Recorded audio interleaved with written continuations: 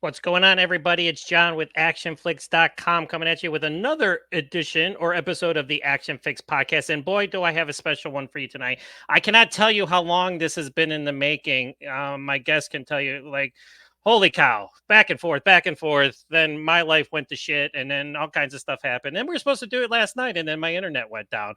But let's not keep him waiting anymore. Without further ado, as you can tell from that opening sequence, you know him as Wolf from The Last Ship, which is probably my most favorite thing that he's done. But he's also done Maximum Conviction, Force of Execution, all kinds of good stuff. He's got a new movie coming out called Life After Fighting that we're going to talk about as well. So without further ado, let me bring him on, Mr. Bren Foster. Bren, how you doing?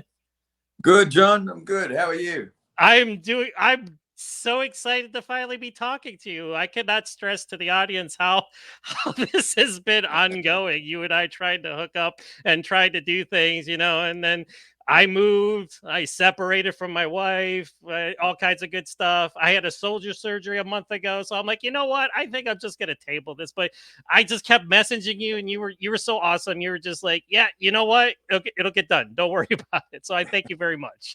No, thank you, John. I'm happy to be talking to you, mate. So just to give a little history for the fans out there. Now, I actually interviewed you a few years back.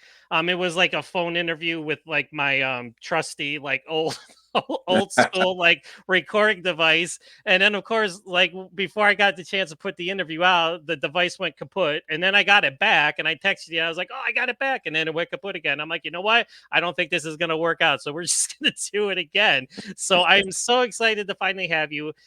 It's Thursday for me, but it's Friday for you, is it not?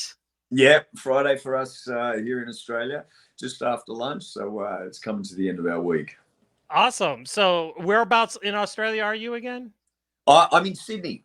Yeah, Sydney. Sydney, Australia. Yeah, New South Wales, Sydney, Australia. So we just our summer's just ended, so we've come into autumn now. So the warmer weather's come to an end, which I'm a little unhappy about because I like the heat. But yeah, look, Sydney's pretty good for the time being. Well, I'm in Panama City, Florida, so it's the opposite here. It's the end of April, or it's the middle of April, so it's starting to heat up. Like right No, now in my apartment, it's like 81 degrees. It's like, but I'm refusing to put on the air conditioner just yet because it's like I'm waiting for when it hits 90, 95. And maybe when my daughter's over, and I'll be like, you know what? Maybe I'll put the air conditioner on. So right. all Yeah. right, so No. let's get started. So, I mean, you got fans. I'm a big fan. Like I said, I can't tell you how excited I am to talk to you. I remember when I first saw you. I mean, everybody saw you on the National Geographic Fight Science. Yeah. That's the first time I saw you. Now, was that a real tiger? Yeah, it Like, was. It was. so they had you there with the real tiger. Now, obviously, it was trained, correct? Yeah, it was trained. It had a handler there, and I'm not gonna lie, John. I was a little bit nervous, but they did have it secured. It had a cable. It wasn't very thick, and looking at the cable, you would think that the tiger would be able to snap it quite easily. But I did have a few questions. Yeah, he's Saying, just looking at you like it's lunchtime. He's like, yeah, I he's know. like, wow, he looks like good. He looks very good to eat, right? It's like, I tell you, I wanted to get up on that little platform as quick as possible and then get off it as quick as possible. Didn't want to stay around. now, before we get into that, let's talk about your like. I'm a martial artist. Like, I have my story about how I got into the martial arts. How did the journey start for you? So like, was it something as when you are a young child and you're like, you know what, I really want to do this, or was it when you got older? How did it come to fruition that you would train in the martial arts? I started when I was 6 years old, John, and 6. Okay. yeah, 6 years old with Japanese karate, and a few of the kids in the street were doing it. And at the time when I saw them going, I was only 5 years old, and I wasn't allowed to go because they only took students starting from 6. So I would, watch them, and they'd wear their uniforms, and they'd go to class, hop in the car, and all I wanted to do was go. And then as soon as I turned 6, it was my mum that was really supportive of the martial arts, and she took me in and she took me down there, and I just took to it like a fish to water. And within a few months, the the instructor, he gave me this name called the thrashing machine. Um, yeah, kind of stuck for those couple of years. And then from the Japanese karate, I did about 2 years of that, and then moved over to Hapkido. And then that's pretty much from then on, my journey started into the American style kickboxing, which was a heavy influence in the Hapkido school that I was going into, with people like Benny Okides and Bill Wallace. And then the other Korean styles started coming, such as the Hwarang-do, and then obviously the Taekwondo. And then, yeah, that's pretty much where the journey started. So how, like, fans know you because of your kicking ability, because it is you and Scott Atkins are probably like the two, like, that you like, when because I was a kicker too when I like when I started taking it. So it's like, how did you, how was it, like, was kick something, like, like, from watching the movies, like, what I wanted, is that why you gravitated towards Taekwondo, because, like, you wanted to practice, like, the kicks and the flash and the aerial stuff? Yeah, you know what? That's a funny one, John, because at first, especially with karate, I really liked hands. I liked a lot of the hands, and I had a huge influence with Asian cinema, with the Shaw Brothers and Golden Harvest and Bruce Lee, obviously. So I remember even at karate, I was really fond of my hands, let's say. And then with Hapkido, that was such it has such a broad range of stuff in Hapkido, from kicking to punching to everything. But then I'll never forget, I saw the movie Best of the Best, and I was like, wow. And Philip and Simon Reed, just watching them train, and then the whole Korean team training in the snow and doing everything they were doing, suddenly something just really drew me to the Taekwondo world, and obviously the kicking world.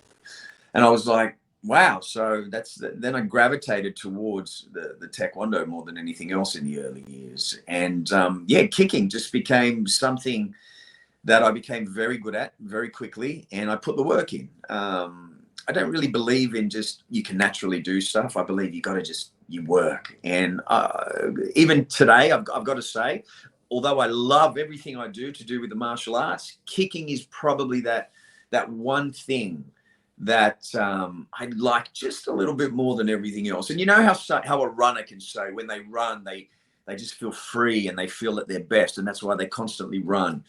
Mine is, although, I train everything from kickboxing to Brazilian Jiu-Jitsu to wrestling to all the facets of martial arts. But there are some times when I just like to kick. I'll get the paddles and I'll literally just, 1 to 2 hours of just straight kicking. And I think, yeah, there is as I was saying, repeating myself now, there's a little bit of a love for kicking that leads me to favor that a lot. But yeah, I've got to say that Best of the Best was primarily the starter for my passion for the Taekwondo and for the aerial stuff and the kicking. Now it's funny that you said that, because it's like it's like the trifecta. Like when I interview people, or I talk to fans in general, it's Bruce Lee, like any movie that Bruce Lee did, and then Bloodsport with Jean-Claude Van Damme, and then Best of the Best. Those are the three. Like every time I ask somebody, it's like, Bloodsport, Bruce Lee. It's like, oh, okay, I got that. So it's like myself, it was Chuck Norris. I saw Chuck Norris before I saw Bruce Lee. Right.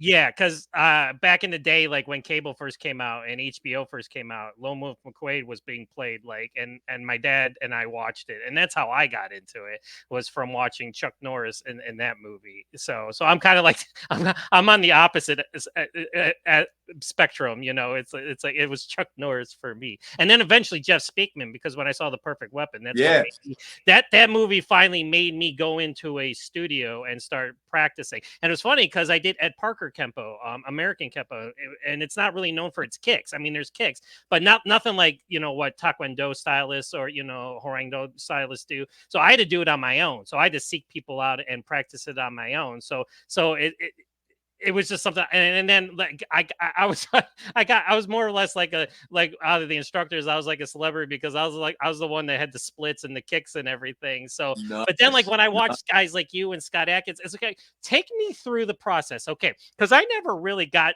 like, you do like some extreme shit, sir. You are like your aerial kicks are just, and plus the devastation and the force behind it. How do you start practicing one of those styles of kicks? Is it just like, do you have to like gymnastics and then go from there, or like take us through your thought process of how you get good at, because they're insane. I mean, it's like you're defying like physics and gravity and everything. So how does that come about? It's funny how that all the aerial stuff really started to take place for me, and it's going back a long time ago when not many people were doing the 720 kicks and the they call them jackknives, I think now, the turnaround turning kicks and the triple spins and Right. multiple kicks in the air. Yep. So, and the way that started, John. Like, I was competing heavily on the tournament circuit, and I was fighting a lot, and I was winning a lot of stuff. I represented my country, but Mhm. it was no one cared. Let's say the truth. No one cared back at that time. It wasn't the golden age of martial arts. No one really cared. But then this competition came out, the Australian Martial Arts Spectacular, and it was this professional event where they were offering prize money for the best demonstrations. So I guess that's when the creativity started coming in. And I was thinking, all right, well, there's going to be a lot of people doing basic martial arts, kicks and breaking stuff. How can we take this to the next level? And I remember a few years ago, I saw the Korean Tigers demonstration team come out, and they did some of this stuff, like a few 720s and multiple board breaks. And then I thought, how can I, as a young man, take this stuff to the next level? So for this Australian Martial Arts Spectacular, I started just coming up with all these different creative ways, jumping kicks, doing a lot of explosive jump training. And I think repetition was the key. Lots of jumping kicks, lots of spins. There were lots of times when I fell down. I was really pushing the boundaries, trying to do backward somersaults and kick apples off razor sharp swords without losing a foot. Breaking fence palings, toughening my shins and breaking 4x2 chunks of wood, really seeing where I could push the boundaries, going from 3 kicks in the air and breaking boards, going from 4 kicks in the air all the way up to 6 boards in the air without landing, trying and really pushing the boundaries with all this stuff. And it's not just doing the kicks, it's actually having enough power. I mean, they were thin boards, but you still have to be able to be accurate and have enough power to break them, because there were many times during practice where you'd hit a board and it wouldn't break. And wood's a natural resource, right? So sometimes you get an easy one, sometimes you get one that just doesn't want to break. So I think Right. those competitions for the Australian Martial Arts Spectacular, they forced me to always kind of lift my game, especially with the aerial stuff and the jumping stuff, because that seemed to attract the most attention. And it's funny, as I was saying before, with all the fighting, and even though I represented my country, no one cared. But the minute I started doing these shows, these professional events, and winning this prize money, and these big crowds, like thousands of people would come to watch. And it wasn't until then, that's when everything started to like pop for me. Like, I was on magazine covers, I was doing interviews for the martial arts magazines. So I think those events, that's what really pushed me to start pushing the boundaries with the kicks and the aerial stuff, and really trying to showcase that acrobatic and jumping kick ability. I did train gymnastics. I felt that was an addition to my martial arts training, because the core strength you develop in your core and your legs. I think for martial arts, a little bit of acrobatic training or tumbling training is so helpful. It just enhances your kicking and martial arts ability to the next level. Now, I popped up a video when you were talking. It shows you doing some Muay Thai matches. Talk about that now. Now, how'd that come about? Yeah, I started Muay Thai when I was about 14 years old. Arjun Chai, he came to Sydney and he did a seminar. And so that's where I started. And since then, obviously, kept training my Muay Thai. And then this Australian production company came to me, and we came up with this idea of traveling the world and taking on different opponents of all different styles. And I was well versed across many different styles, so I was like, yeah, let's do it. So we did an episode, and the first one was going to Thailand, training in Thailand, and fighting. And it was just so quickly put together. It was like, all right, you're going to Thailand to fight in 2 weeks, Bren. I was like, all right, let's do it. So I got to Thailand, and I think I had maybe 3 or 4 days to fight, and I thought I was super fit, right, John? So here in Australia, I'm hitting pads and I'm prepping and training as I always was, and I thought I was super fit. But then as soon as I got to Thailand and the air hit me, I was like, oh my God, this air is like soup. I remember just feeling how thick it was. And I thought it wouldn't have affected me, but in hindsight, I should have been there a little bit earlier. Anyway, so I started doing the pad work on a couple of days before the fight, and I just wasn't myself because of the fitness. But, I got through it. By the time I was ready for the fight, I felt a lot better. Still wasn't my normal self. But went in there, had a good training session at Fairtex. I had a really good trainer who was working me hard with the pads. I got to meet a lot of the Fairtex fighters, and then I got to fight on a pretty good show. Yodson Clay, who's a Muay Thai superstar, he was the main event. So I got to fight one of his teammates beforehand on the undercard. And it was, I wish I went there 2 weeks earlier because I would have felt a lot stronger. But I still, that fight, when you look back at it, I definitely won, but they called it a draw. So I'm not being a sore loser, John, but I felt like that fight was mine. But at the end, they called it a draw, and I made was a little home team favoritism, maybe. Yeah. Like, hey, we can't have the Aussie come in and show us how it's done. It's like, look, I got to say, like, I hit him, and here in Australia, I've kicked guys nowhere near as hard. But I remember kicking him in the head once, and his body folded, and he just got back up, and he kept coming. And I remember I hit him with some bombs, and I know afterwards his back tooth was actually shattered and broken because, as I said, we were talking afterwards. But he was one tough guy. And I remember I also hit him with a back kick, spinning back kick, and I dropped him, and he got up, and he just looked at me, John, and he smiled, and he just back to his stance, kept coming. I was like, whoa. Yeah. Okay, this guy, I just hit him with one of my most powerful kicks, and he just went down and got back up like it was nothing. But then he came to me in the change room afterwards, and he had broken English, but he was able to convey what he wanted to convey to me. And he said to me, after that back kick, if I kept going, he had nothing. He was gone. So he poker faced me. He got up and smiled at me, and I backed off thinking, whoa, this guy just took that and there's nothing wrong with him. So I was very careful. I was just, all right, better be careful. Just, but he said if I would have kept going forward, that he had nothing left after that kick, which was a little reassuring on my part, because you give someone one of your best kicks and then they make it look like it had no effect. That's a bit concerning. So he gave you some mad respect there. He was like, dude, he's like, I got up, but it's like if you had hit him one more time, it'd probably been like, that's it. That's it. Yeah, that's what he said to me in the change rooms after. But look, he was a lovely guy, and it was good to chat with him after. The whole experience in Thailand was good. The training was good.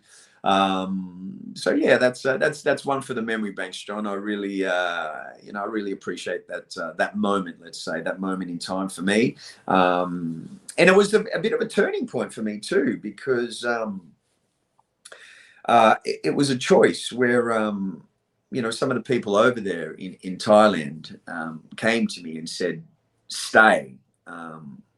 You will go very far. You stay here, and we understand your accomplishments in Taekwondo, but there's this whole world of kickboxing and Thai boxing that we think you will flourish in." But at that point, I really wanted to move towards acting. I really wanted to be an actor, John. And it wasn't the golden age of martial arts back then, where today it's quite, it can be, not for all, but it can be quite a lucrative journey. Back then, it just didn't seem the case. And I just gotten out of university for acting too at that time, and that's kind of the path I wanted to do. But when they approached me in Thailand to stay and really focus on the kickboxing and the Muay Thai, it did give me something to think about. But I think what choice I ended up making. It was a good one. So yeah, so that segues into because now it's like going into the movie industry. So like, was this something you want to do from early on, or you know, what did it take a little while till you caught the acting bug? Yeah, no, it was something I always wanted to do. I did go to university for acting late. You know, I didn't go until my mid-20s. I think Okay. I think I was actually filming Fight. Yeah, I did Fight, the original documentary Fight Science, during my second year. But we were on holidays, school holidays, so it just everything timed out perfectly. So the one thing I learned from martial arts, John, if you want to do something, learn to do it properly. Don't just think, go and do it. So, and I spent some time in New York, and I did a summer conservatory for about 6 weeks, which was full-time acting at the Barrow Group Theatre. And I realized that I knew absolutely nothing about acting, from all these playwrights to voice to movement, the way they structured everything. I was intelligent enough to see that, you know, there is so much to learn in this area. And if I wanted to do it properly, when I get back to Australia, go back to school and study.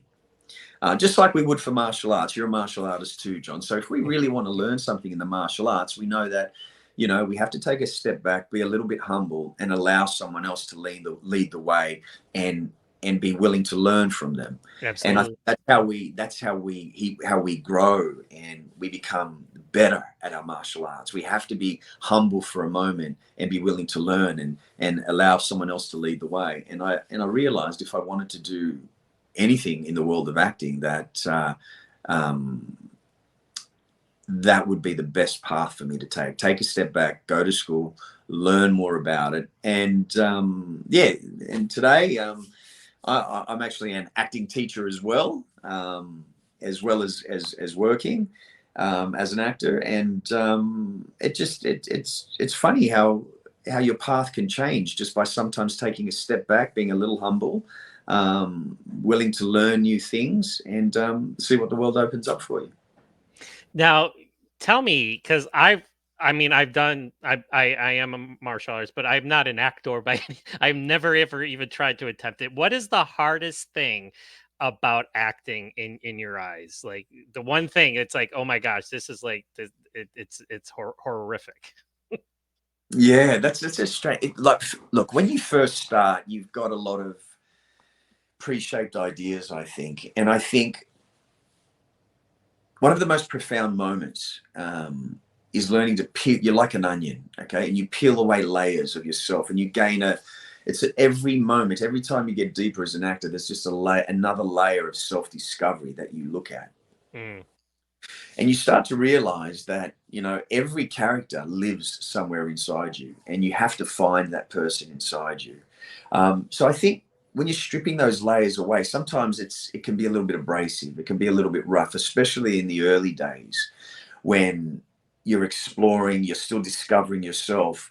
It can be a little bit rough on you as an actor. And sometimes you're tapping into things, whether it's you're using imagination or whether you're using real life things from your past. Sometimes the imagination can be so strong and it feels so real and visceral that it affects you and can really bring you down for a whole day. And then sometimes if you're tapping into some of your own life, real experiences, or using elements of truth in given circumstances for a script or for a character, sometimes it can impact you and hit you so heavy that it lasts for like the whole day, and sometimes into the second day. And sometimes when you come off a film, there's been some films where there's been so much investment that sometimes the lines can be a little bit, particularly one film called Infinity. And yeah, for me, that was a science fiction film, but it was just the way the director worked and the commitment all the actors gave to that role. And then when it's gone and it's finished, it's almost at times the lines can be blurred between the you know, living, because you're living truthfully under imaginary circumstances, something Sanford Meisner said. So when you're living that way under those imaginary circumstances, day in, day out for 6 weeks, it's almost as like the lines can become blurred. Are you this character? Are you Bren? Well, I mean, and it's just they start to blur into each other, and then obviously the job finishes, and then you find your way back. But it's not. It costs you. It does. It costs you sometimes if you really invest into your character and you live truthfully through that character. there's a little part of your heart and soul that's invested into that character and into those imaginary circumstances. And it always costs you just a little bit, especially if you're doing an emotional scene where you've got to suffer loss or death or something like that. You're only human. You're not a robot. So if you're going through this scene, it always costs you just a little bit.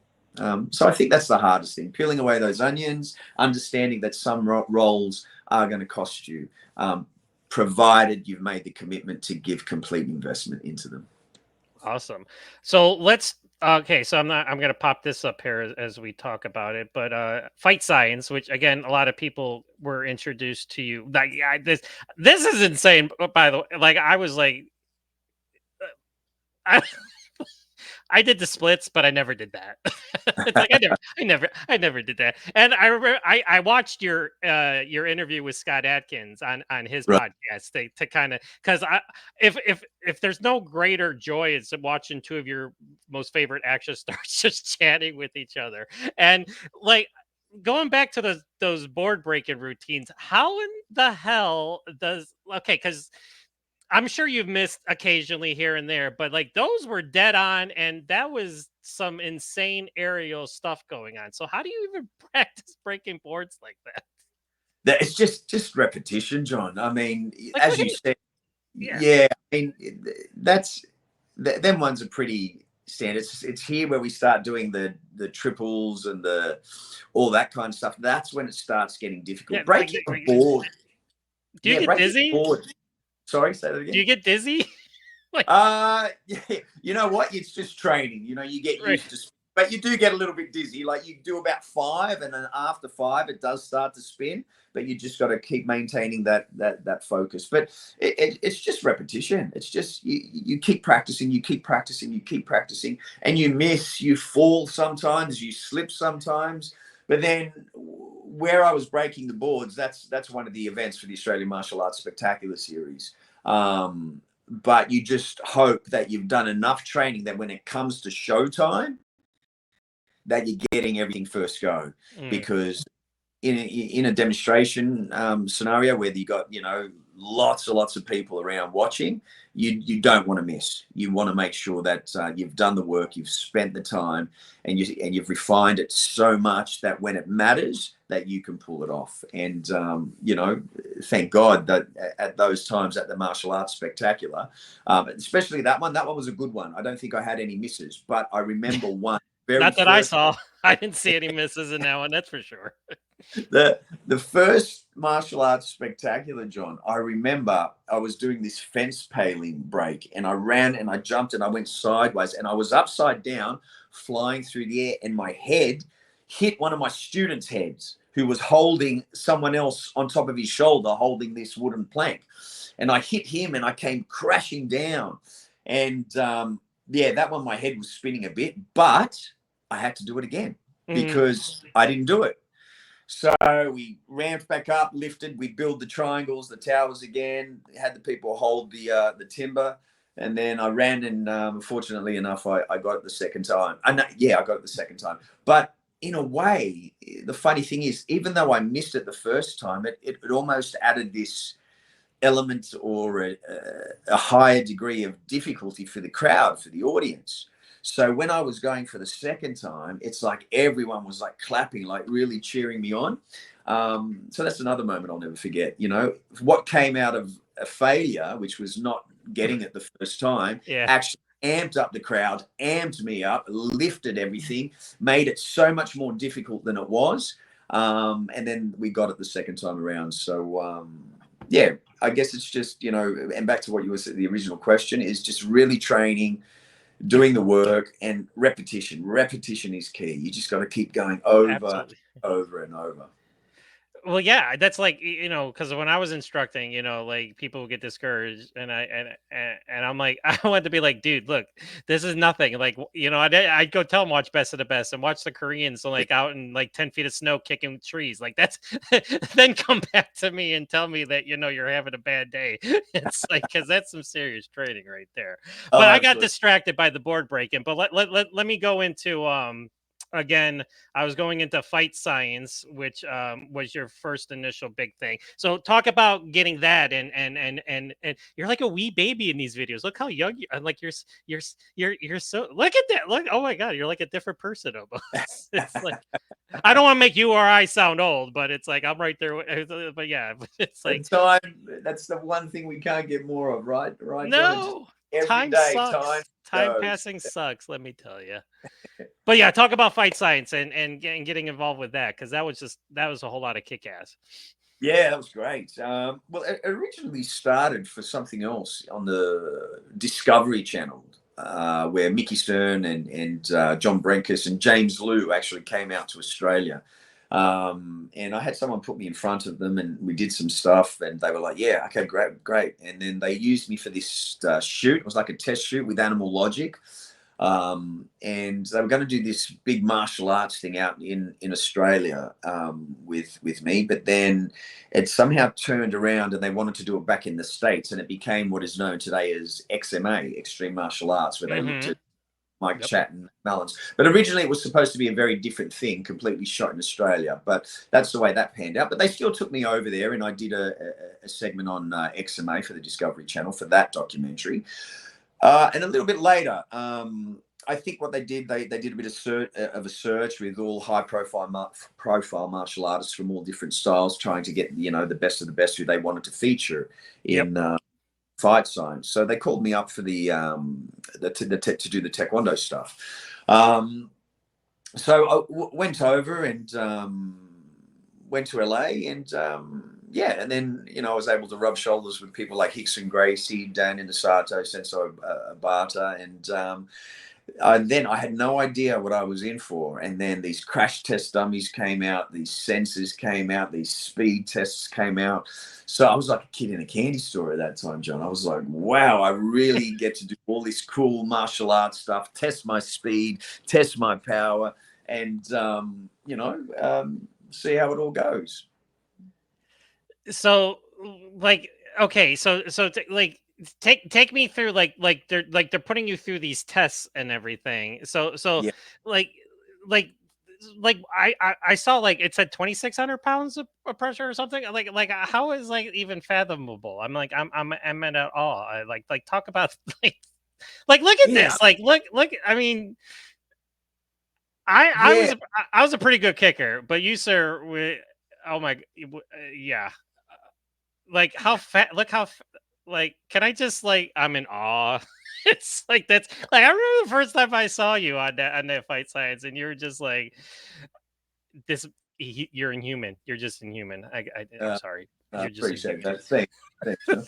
Um, yeah, yeah. Look, the crash test dummy, that was like this steel dummy, and I remember I think I was doing a back kick on that one, um, and then we had this moving platform where we not moving platform, it wasn't moving at the time, where we just took wanted to test speed and power of kicks. Yep. Um, so I said it's just a simple thing. They said, Bren, kick it. I said, what kick do you want to do? Back kick on the crash test dummy. So we blasted that. But I think there's one thing that with the fight science stuff. Even when we did the back kick, the first three people, we were measured in pounds, uh, force per pound in pounds, and they would give the readings, and then suddenly when Mel, who's a fantastic Muay Thai guy, he did Hmm. the knee strike on the crash test dummy. That was actually a different measurement, and that actually measured chest compression. So if people listen very, very carefully, they'll Hmm. see that there's little discrepancy, or not discrepancies, but there's different forms of measurement being looked at. So you might see all the pounds per force, force per pound. How am I saying? Am I saying that bloody correctly, John? Is it Yes. force per pound or Yeah. pounds per? Anyway, I'm not even going to try again. Don't worry um, about it. We all know what you mean. yeah, It's all I'll good. just It's all pretend. good. So there's that with the knee strike and the back kick, and then when we were doing the other kicks on the platform, there was a competition who kicked the fastest and who kicked the hardest. it was very clear I won the competition. But then the science came into it, and they said, but the most bang for the buck is the capoeira kick. And that led people to believe that the capoeira kick was more effective. But if you really listen to what they're saying, it would be akin to saying, well, if both kicks were traveling at 100 miles per hour, this is just a hypothetical, then for that 100 miles per hour, the capoeira has more bang for the buck. If they were both traveling that speed, then the capoeira kick would have had more power. But the simple fact that the kicks weren't traveling at that speed, my kick was faster, and overall my kick generated more power. But when science gets involved and they give these algorithms, they tend to make the audience believe something that's not entirely correct. So those are the only little kind of issues I had with the fight science studies. But other than that, I've got to say, I mean, how lucky could you get to jump on a show where you get to, you know, test your tiger claw, test a samurai sword. You know, mind you, I didn't have very much training with the samurai sword, and they asked me to do it, and I said, sure, I'll do it. I did a little bit of extreme. This was before I had a black belt in Heidong Gumdo, which was the Korean sword art, before I'd actually started that. But I was doing a little bit of extreme stuff with swords, and they did ask Sensei Obata to do it, but I think he refused. And they said to me, Bren, do you want to see what you like, you know, chopping that up with a samurai sword? I was a kid, you know, in my 20s, like, sure, give it to me. Let me have a go. So how many times would you like me to do it? Yeah. I've got this razor sharp samurai sword, John, and I'm throwing it. I'm doing extreme martial arts with this samurai sword. And I'm like, you know, what could go wrong? Maybe I shouldn't have done it. Could have lost a few fingers, but I'm not going to lie, you know, was I the best person for it? Absolutely not, you know, but at the time it was a hell of a lot of fun, just, you know, chopping up that ballistic gel dummy. So, okay. So now I'm going to kind of go only like some of my favorite flicks. So again, I saw you from Fight Sides, and I remember going into the video store. What you remember video? I miss video stores, by the way. I do miss remember. videos. Yeah. Then Video I walked in and I saw this movie. I was like, ooh, I was like, the two Stevens. I'm like, oh my God, this is like, I mean, you know, because I'm still a Steven Seagal fan, even though like with all the crap and everything. But but then I watched the movie, and then there was a certain individual who kind of stole the show in the finale, and I'm just like, hello, and I'm like, it's the dude from Fight Science, and I was like, and I tell you, like, Stone Cold had his fight scene, and you know, Steven Seagal, of course, you know, had his thing with Michael Puri and everything, but it is your fight that I gravitate to more from that movie. So first of all, take us through the getting the role, and then like being on set with the two Steves. I mean, like, how I'm getting ahead of myself. First of all, just tell us how, you know, how it was that it came about to be in the movie, and then getting on set with these guys. Yeah, it was funny. I was on when I did that. I was actually on Days of Our Lives. Oh, okay. Yeah, I was working 2011. I love this picture, by the way. That's just badass right there. Like, look at you. Look at all just looking badass. It's like, yeah, that was cool. That's a kid's dream come true. Let's tack up, you know, Absolutely. get some guns and play soldier. Like, with the two Steves, by the way. It's like, so yeah. Oh, it was great. It was great. Yeah. Yes, I was on Days of Our Lives, but I was actually teaching at Hollywood Brazilian Jiu-Jitsu and Muay Thai Academy. And a producer came into the academy and did some training in one of my classes, and he started talking to me, and I told him, like, you know, yeah, I obviously do martial arts. He goes, oh, what are you doing here in LA? I go, right now I'm just, you know, working on Days of Our Lives as Quinn Hudson, and he goes, do you mind coming over to Universal and having a sit down with my team? We're about to do a feature film, and I think you'd be right for something in there. I was like, okay, cool. So I went over to Universal, sat down with him and probably about 5 other people in a room, and we had a chat and a talk. And the next thing you know, they put an offer through to my agent for that role on Maximum Conviction. So next thing I know, I was on a plane to I think it was Vancouver. And flew over there. It was freezing cold in Vancouver. I met Steven Seagal first. Sat down, had a little chat with Steven. Steven was an interesting man. He kind of didn't say much, but just had a nice, polite chat with me. I had a chat with him. It was really nice to meet him. What'd you talk about? Obviously, Like what was discussed? what was discussed? He kept commenting about the TV. Didn't like what was on TV. Changed the channel. But then, we Okay. just spoke about the production. He spoke. He goes, I like the guns. I like the movement. I like the team aspect. He said. It was kind of brief, but look, watching movies like Under Siege and Hard to Kill, as a kid, you're a fan of Steven Seagal. So suddenly you're in this room talking to him. It was kind of cool. I'm not going to lie. I was like, this is very cool. He was nice enough. I don't have any complaints. And then a little bit down the track, I met Stone Cold. See, I'm Probably laughing about Stone Cold. a different conversation with him than the other look, Stone Cold was great. He was a dude. He was funny. Did he give you a beer? He was like, "Hey, let's have a beer. Hey, like, let's crack it."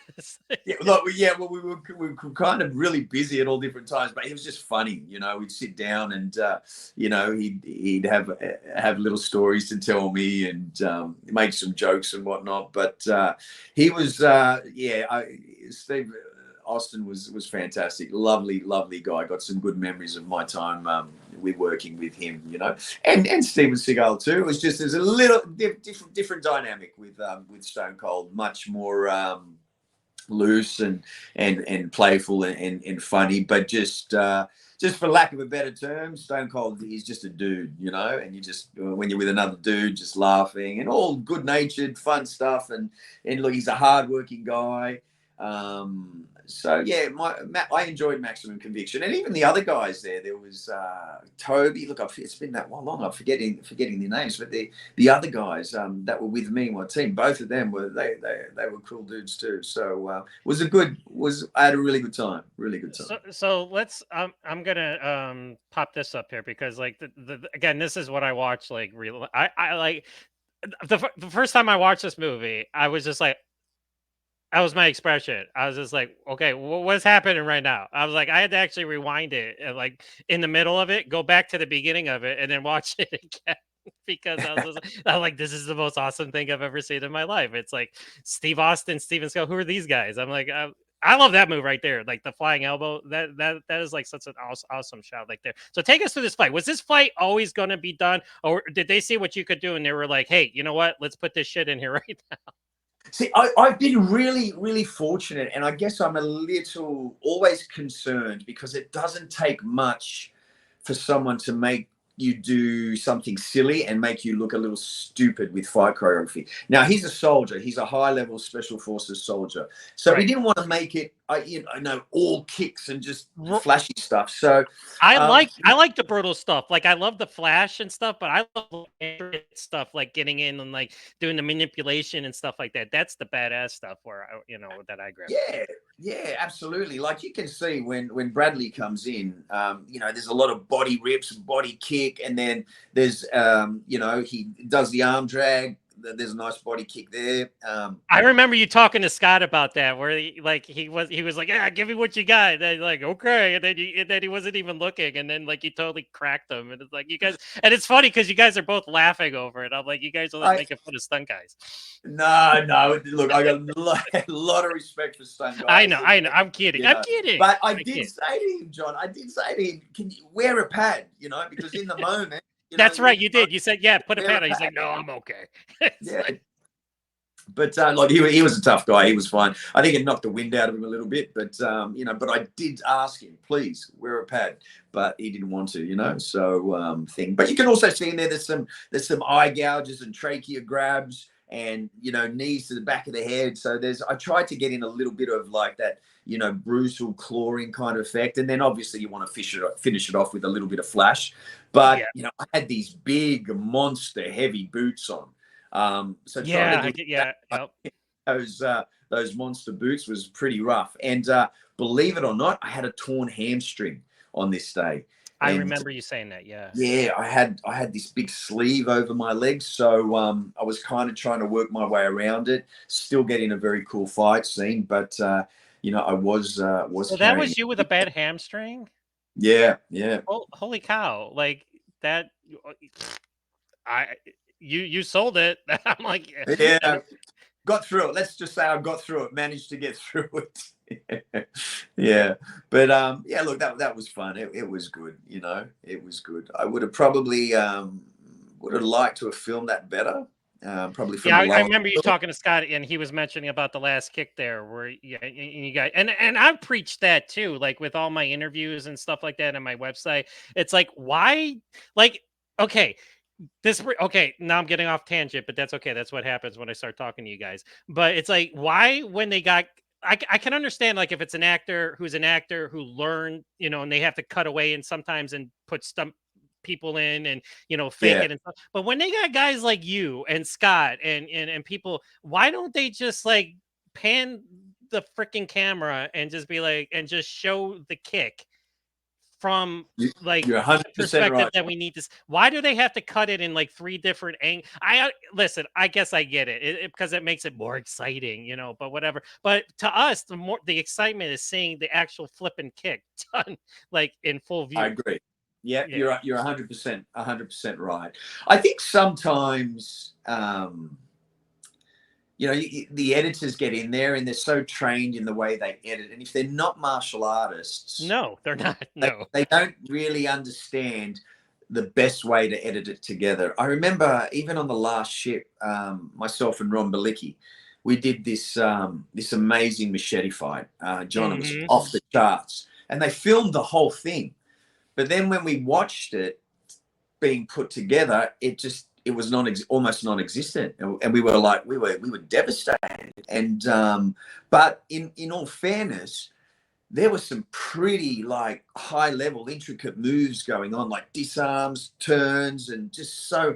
And for just, you know, someone who's an editor that's not really well versed, even if they are a martial artist, if they're not really versed in the machete fighting and Filipino stuff or Indonesian type stuff, martial arts, they would look at that and find it very, very confusing. So in Hmm. their defense, that's, you know, that's more than understandable. But for Ron and I, you know, we put some work in and we trained it and we got it to a level where it was probably one of the best fights I've ever done. And it's such a shame that it never actually got put together and made the episode in its entirety. You know what I mean? But you know, I guess that comes down to the kicks as well. You know, a lot of these editors, they see these kicks, they think that they could be making them better, when in fact the constant editing and sharp cuts actually retracts from the beauty and the and showing it how it should look. You know, but Yep. yeah, not every editor can be a highly trained martial artist, I guess. Well, listen, you don't even I could know nothing about martial arts, and I would still know, like, hey, like when I'm in the editing room and I see you throw that kick, I'm not stupid. I'd be like, oh, they want to see that. I'm like, I don't. That's why I don't understand the thought process. Like when Yeah. you know, so it's like you don't have to know anything and know like people want to see you do that kick. So let's go into this one now. So now, not one, but two Steven Seagal films. So how do you star in another Steven Seagal film? And this pisses me off too, by the way. Now, I get it. It's Steven Seagal, Ving Rhames, and Danny Trejo. Those guys are like legends in action. But this is your movie. You're the star of the movie. And these guys are kind of like they're basically co-stars, which no offense to them. But Force of Execution is a Bren Foster action movie. I say it all the time to everybody that I talk to. I appreciate that, John. Yeah, that was that came to me after Maximum Conviction. Right. Um, and yeah, it was pretty much Roman Hurst, the character that I played. He was pretty Yes. much the lead of the movie. So on the strength of what I did in Force of Execution, sorry, Maximum Conviction, they offered me Force of Execution. So So I came. from that movie, they gave you this one. They were just like, you need to be in this one. So Yeah, so pretty much that's kind of how it happened, you know. But they, you know, there was a bit of back and forth with the agent, I think, from memory, and then you know everything settled, and we went right. ahead. It all happened, but yeah, that was great. We went to New Mexico. It was a real funny time when we did that film, John. I just my daughter was born. Okay. She was a couple months old, Hmm. and just before that, my sister, no, I think before I left for this movie, I think it was about 2 weeks. My sister passed away. Oh, I'm sorry. Oh my. Yeah, so it was just, and everyone was just a little shaken up.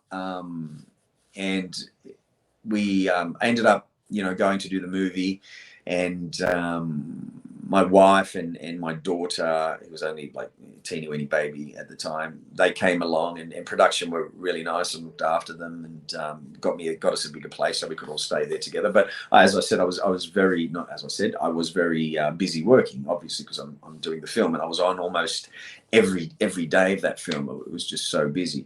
Right. But that it was great. It was, Danny, I spent a lot of time with Danny.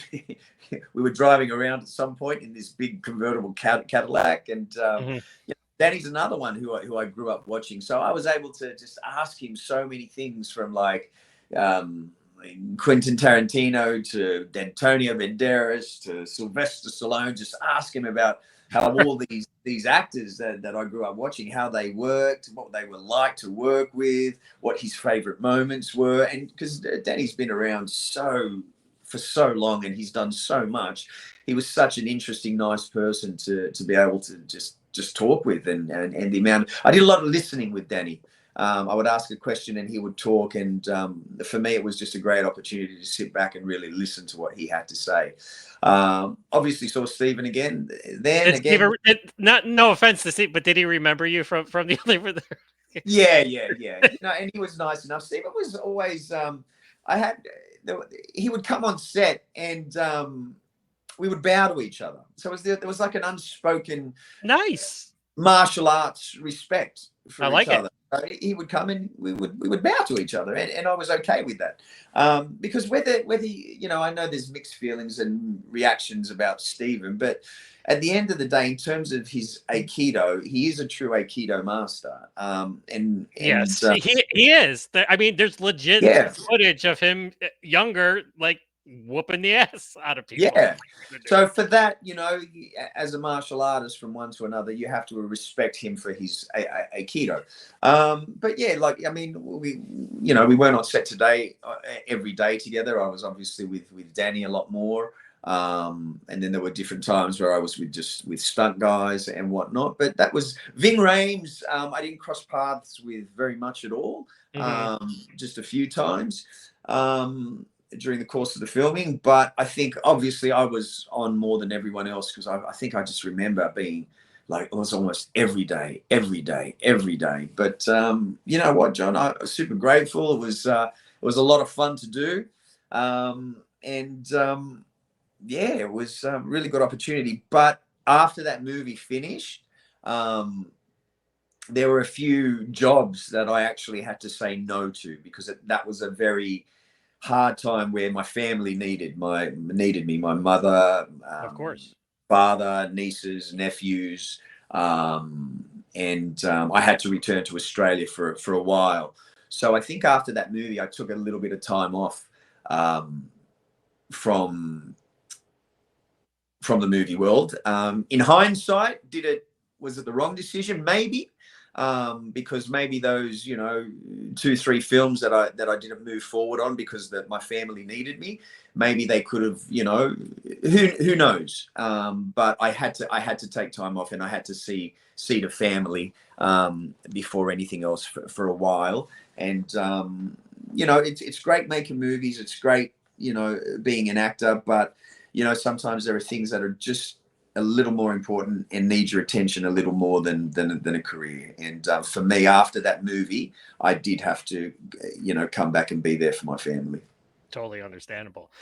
So let's go back. I don't know if you saw this on YouTube. I was going through I Googled Bren Foster action fight scenes on YouTube, in preparation for this. I mean, I already knew the ones I wanted to show, but this gentleman, I'm going to support Bren Foster until he becomes a big martial arts actor. Like, that's how the video starts. Okay. Then it starts.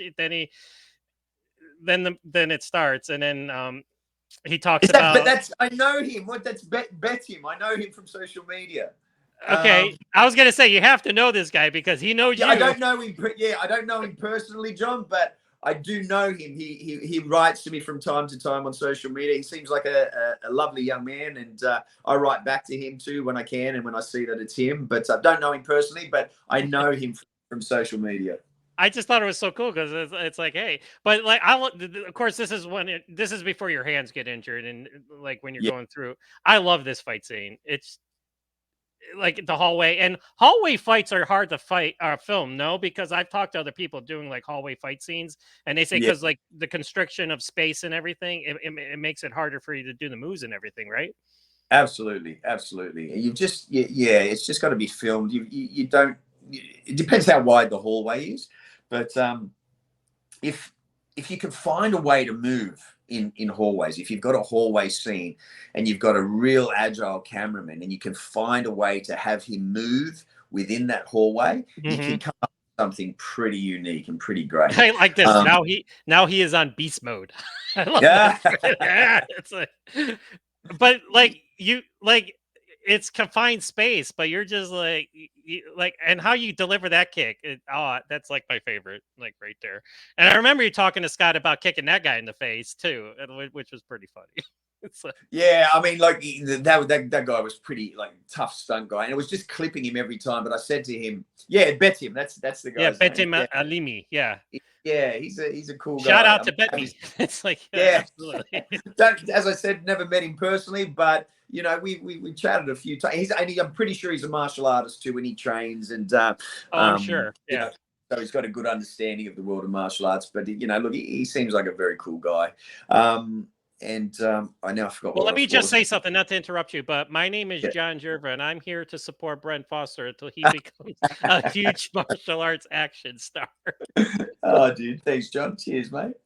Um, Yeah, but yeah, look, he's a good guy, and I appreciate all the people that that follow, and you know they sometimes we I feel like there's different levels to choreography and to martial arts, and Hmm. if someone can really see that, you know, you're a lifelong martial artist, there's a few people that reach out, and just from the words and the way they articulate things to me, I can tell that their life is in the martial arts, or they understand the martial arts. And when those people reach out to me, there's another one, a guy called George Platzer, and I don't know these people, but when they write to me, they understand martial arts. They must Hmm. train, or they have a real in-depth understanding, and it's really refreshing when you get those people. And although I appreciate everyone's kind words, when you know a fellow martial artist who really understands the martial arts, when they give you a compliment, it feels like it's on a different level, only because you know that they also understand your world. They know how hard you're working at your skills, at trying to improve. And I mean, I train every day, John, and I still think I've got so much I can improve on. I just don't. I never feel like I've arrived. I never feel like I'm like, oh, that can get better. This has got to get better. Ah, that was no good today. I have to keep making that better. And I don't like to use getting older as an excuse, or anything as an excuse, or surgeries as an excuse. I have the body I have now. I'm at the age I am now, but it's my duty as a martial artist to keep moving forward, to keep trying to improve. And when those people reach out and they say, "Hey, Bren, I really love that. Hey, Bren, that was really cool." That's a huge compliment to me from other martial artists like yourself, John, too. You're a martial artist too. So it just, I love everyone's kind words, but when it's other people from the martial arts world and martial arts family, it just resonates a little bit deeper, I think. You're Yeah. no joke, though. I mean, holy cow! I mean, you are. You know, I mean, you're humble, and that's another great thing about you. But yeah, you are. I can't say it enough. I mean, I laugh when I watch your fight scenes, but in a good way, because I'm just like, holy shit! It's like, what am I like? You know, like let me go back to this again, because and um, like right there, like that's awesome. I mean, and then this is like good camera angles right here. I love that camera, like how it's up at an angle. Like that's the perfect shot. Like That's whoever was great. editing this fight was just like they knew what they were doing, because they were just like, Yeah. yeah, let's just. And obviously, you have to edit back and forth like that right there. I get it, but it's like totally 10 times better, you know, in terms of editing a fight scene. Yeah, yeah. I tell you something about that last kick, John. That was actually what it Which looks one? like. Hang Like on. a push kick, jumping side kick, spinning back kick. But actually, what that was, it was a 1, 2, 3 kick on the chest, and then a spinning back kick. Okay. So we lost something at that last one that was pretty cool, but I just don't know if it would have registered any other way because they filmed it from the back. Donnie Yen was very famous for doing his triple side kick, but I wanted to take it one step further there and do the triple side kick, but then before landing, spin and do a back kick. So we had a few takes.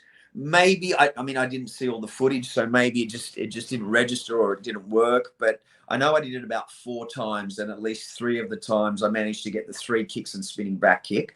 But when we look at it here, all we see is like the push kick, back kick, and I've just remembered that now. Believe it or not. Oh, so you're telling that that kick was longer, is what you're saying? Like Yeah, I was you up. had another insert, if you will, to it. Yeah. Oh, that sucks. Why would they freaking edit that out? What the hell?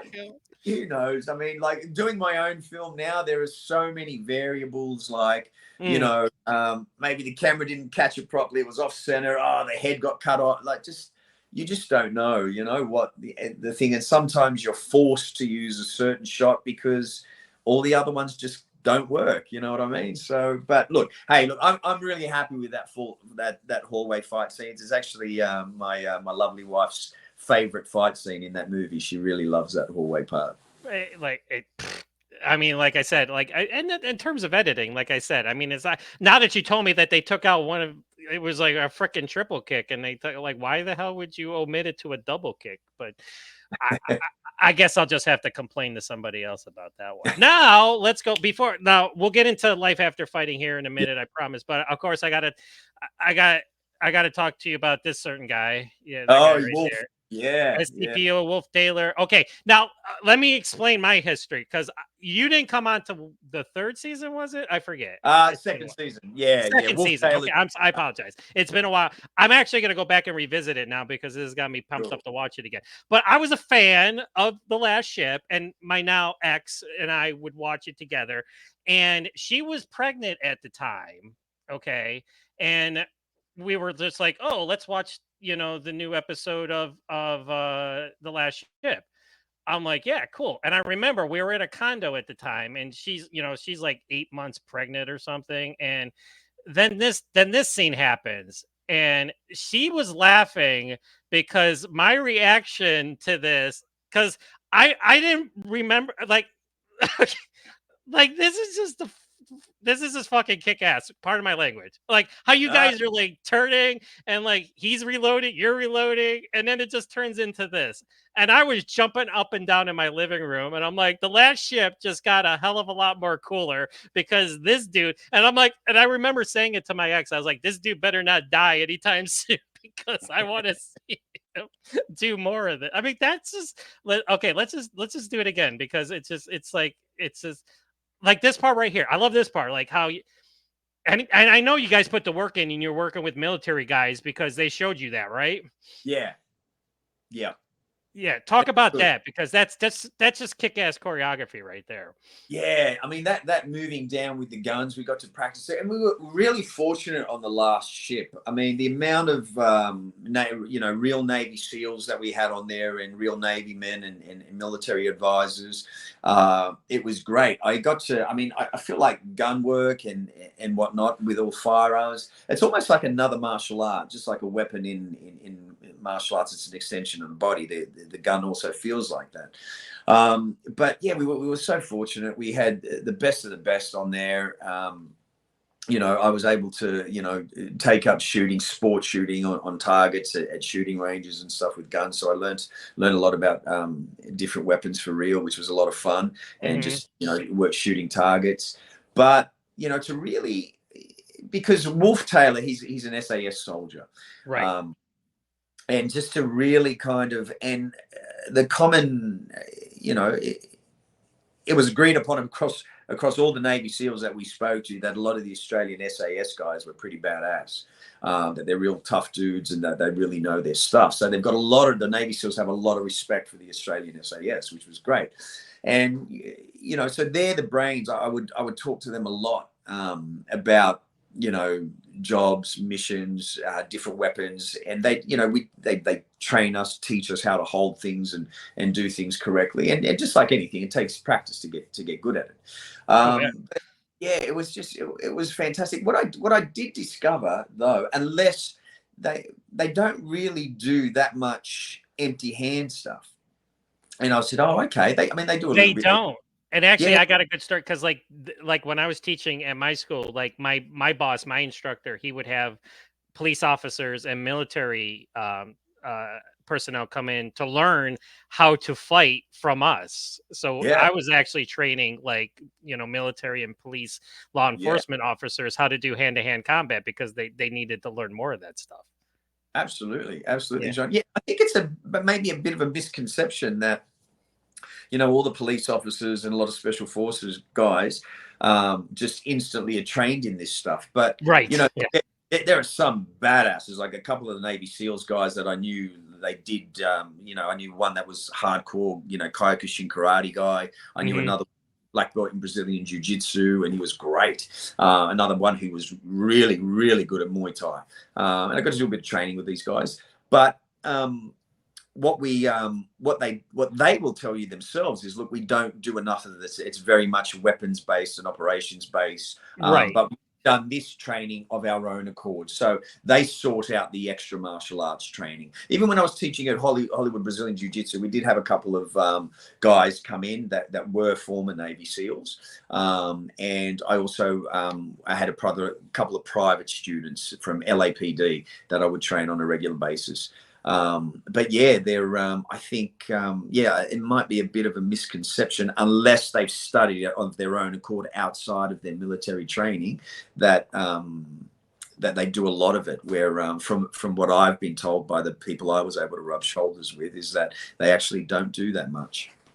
Now, talk about coming onto the show, like, because obviously you came in like after it was established, you know, in season 2, and there was a lot of people, like, you know, a lot of the stars were, you know, like, talk about like coming onto the set, you know, you know, after it's already been established, you know, as a hit TNT show. Yeah, it was weird. Yeah, like I came on and I was, you know, I'm pretty reserved around people I don't know, and I had no idea where it was going. The first season I came on for 7 episodes in the contract, and I think they ended up using me for 8, and then the year after that it was, you know, a series regular and whatnot. But it was, I've got to say, the last ship, you know, I came in the first, everyone was very welcoming, but within a few weeks, it was just such an easy fit. Like, I made friends with Kevin, who you see doing the Do magazine changes. Right. He was a lovely young man. There was Jocko Sims. There was Travis Van Winkle. Rona Mitra was really nice. Eric Dane, Adam Baldwin, Charles. Right. I got like, it was a great cast. Like, the cast was amazing. Awesome. Yeah. Like, everyone was just so cool, John. Great. And Bridget Regan, she's hot. I'm sorry, but yeah, I was a fan of her. I'm a fan of hers. She was in Legend of the Seeker, which was a fantasy show like that she did before that. And that's when I saw her first time, and I was like, I'm in love. And then on this show, she was just badass too. It was great. And she's such a nice person too. Bridget is such a nice woman. I got nothing but good things to say about her. And she's on The Rookie now. I don't know the Nathan Fillion show, The Rookie. She plays a lawyer, and she's a bitch. Let me tell you. But oh, really? yeah. I'm just like, but she's great on it. I mean, she's awesome. She's actually, her and Travis are actually doing a Tennessee Williams play at the moment. Yeah, so I'm not sure where. I remember seeing it on socials. But look, they're both great actors, so I'm sure they're you know, jumping into the theater to do a little bit of Tennessee Williams. They'll smash it out of the ballpark. But look, yeah, everyone on the last ship, great. You know, Steve Kane, the showrunner, he was fantastic. You know, having him as your you know, leading the way. He was such a nice person. Hank was great too. Look, I got nothing but great memories to say about the last ship. And the other thing about the last ship, Steve Kane, like with all the choreography on there, I was given the opportunity. Now you got to understand, this is a Michael Bay show. Each episode is like millions and millions of dollars. And when it came to the choreography, all my stuff, you know, I was able to do whatever I wanted. If I wanted to choreograph this, I wanted to do this, and this. I was able to choreograph my fight scenes the way I wanted, down to the point when we got down to the last episode, John. I'll get to that one. Yeah, I got that fight queued up too. No worries. but this fight was cool. With this is another one of my favorite fights. And again, close space, like, you know, tight spacing. You know, not as tight as the other one, but still, you know, you got a lot of obstacles in your way here. Like, we got a lot. Even though you'll even see this. You know, there's a nice wood break here. Yes. But it was just, this was great. They I like how he does that too. He's like, that's the cool part. That's like Hong Kong vibes right there. Like that's something Jackie Chan would do. Yeah, this was a lot of fun doing this. This was a lot of fun. I think we had maybe 3-4 cameras from all different angles and whatnot. You know, I wasn't involved in the editing of this, but they managed to put this together quite well, I think, especially for a TV show. This is movie quality fight scene right here. This is something you would see in a major motion picture action movie. I mean, it's just as good, if not better. Yeah. And the last ship was very much like that. I mean, we had, you know, big water scenes, Navy. We would go down to the actual, you know, Navy dockyards over in San Diego and jump in and film in there. So there was a lot of, you know, big budget, high profile stuff. And, you know, the action, the hand to head, this stuff was to no exception. They had, you know, multiple cameras. They gave a lot of time to this. Again, this just comes back to the fact of how grateful I was for my time on the show and how much fun we all had. You know, I love your, like, I mentioned this too.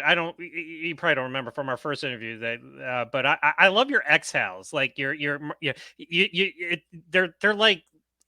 like battle cries. Like it's got its own distinct, like, you know, martial artists, we all like, you know, gravitate toward like a distinct exhale, like when we're doing our moves, but yours is very distinct. And I mean, I don't have the sound up or anything, but you know what I'm talking about. So how did that originate? Talk about like. I don't know. I think I have a very aggressive style. Yes. Oh, absolutely. Yeah, I have a very, very, very aggressive style, and even when with the fight choreography, particularly when I've got complete control, like we did with Life After Fighting, but I know we'll get to that shortly. But I like the, rather than just doing the moves and, you know, having it like a little bit of a dance. I don't mind a little bit of, I actually like a little bit of contact with the arms and with the body shots, and having that emotional intent behind it. So I think that when that noise that I make is almost a little bit funny that I play wolf, right? And I'm about to say have a little bit of a growl in there. But exactly. Well, no, it's definitely distinct. Like, it's like I love to watch your fight scenes, not only to watch them but to listen to them too, because like how you're breathing, it's just it's its own character. Like I feel, if you will. That's cool, John. Yeah, nice. I like the sound of that. I'm going to keep, next time someone asks me, I'm going to say, hey, my exhaling and my breathing and my shouting, that's a character all in itself. It was coined by John. Remember that, John Jervis. Yeah, right. You heard it here first. Absolutely, brother. Yeah.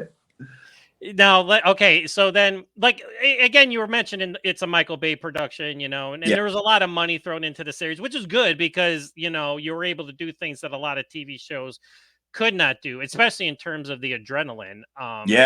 Oh, and then, of course, all good things come to an end. And then here is your farewell tussle, if you will. And again, you went out with a bang. And again, I remember no spoilers here. Well, spoilers, because if you haven't seen it by now, you're not a fan. But if they killed you off, I was gonna like break my television set. But that's the point. But talk about doing this fight, because this is like your last hurrah of the show. Yeah. It was. And again, you're in a closed confined hallway space. It's like let's put Bren in the tightest spot imaginable and just watch him work his magic. No, this was great. When we got down to this fight scene, I said to Steve Kane, the showrunner, I said, Steve, let's Wolf will have that list. It's last episode. Let's make sure this fight, for whether it goes for a minute and a half, whatever, but whatever, let's make it pop.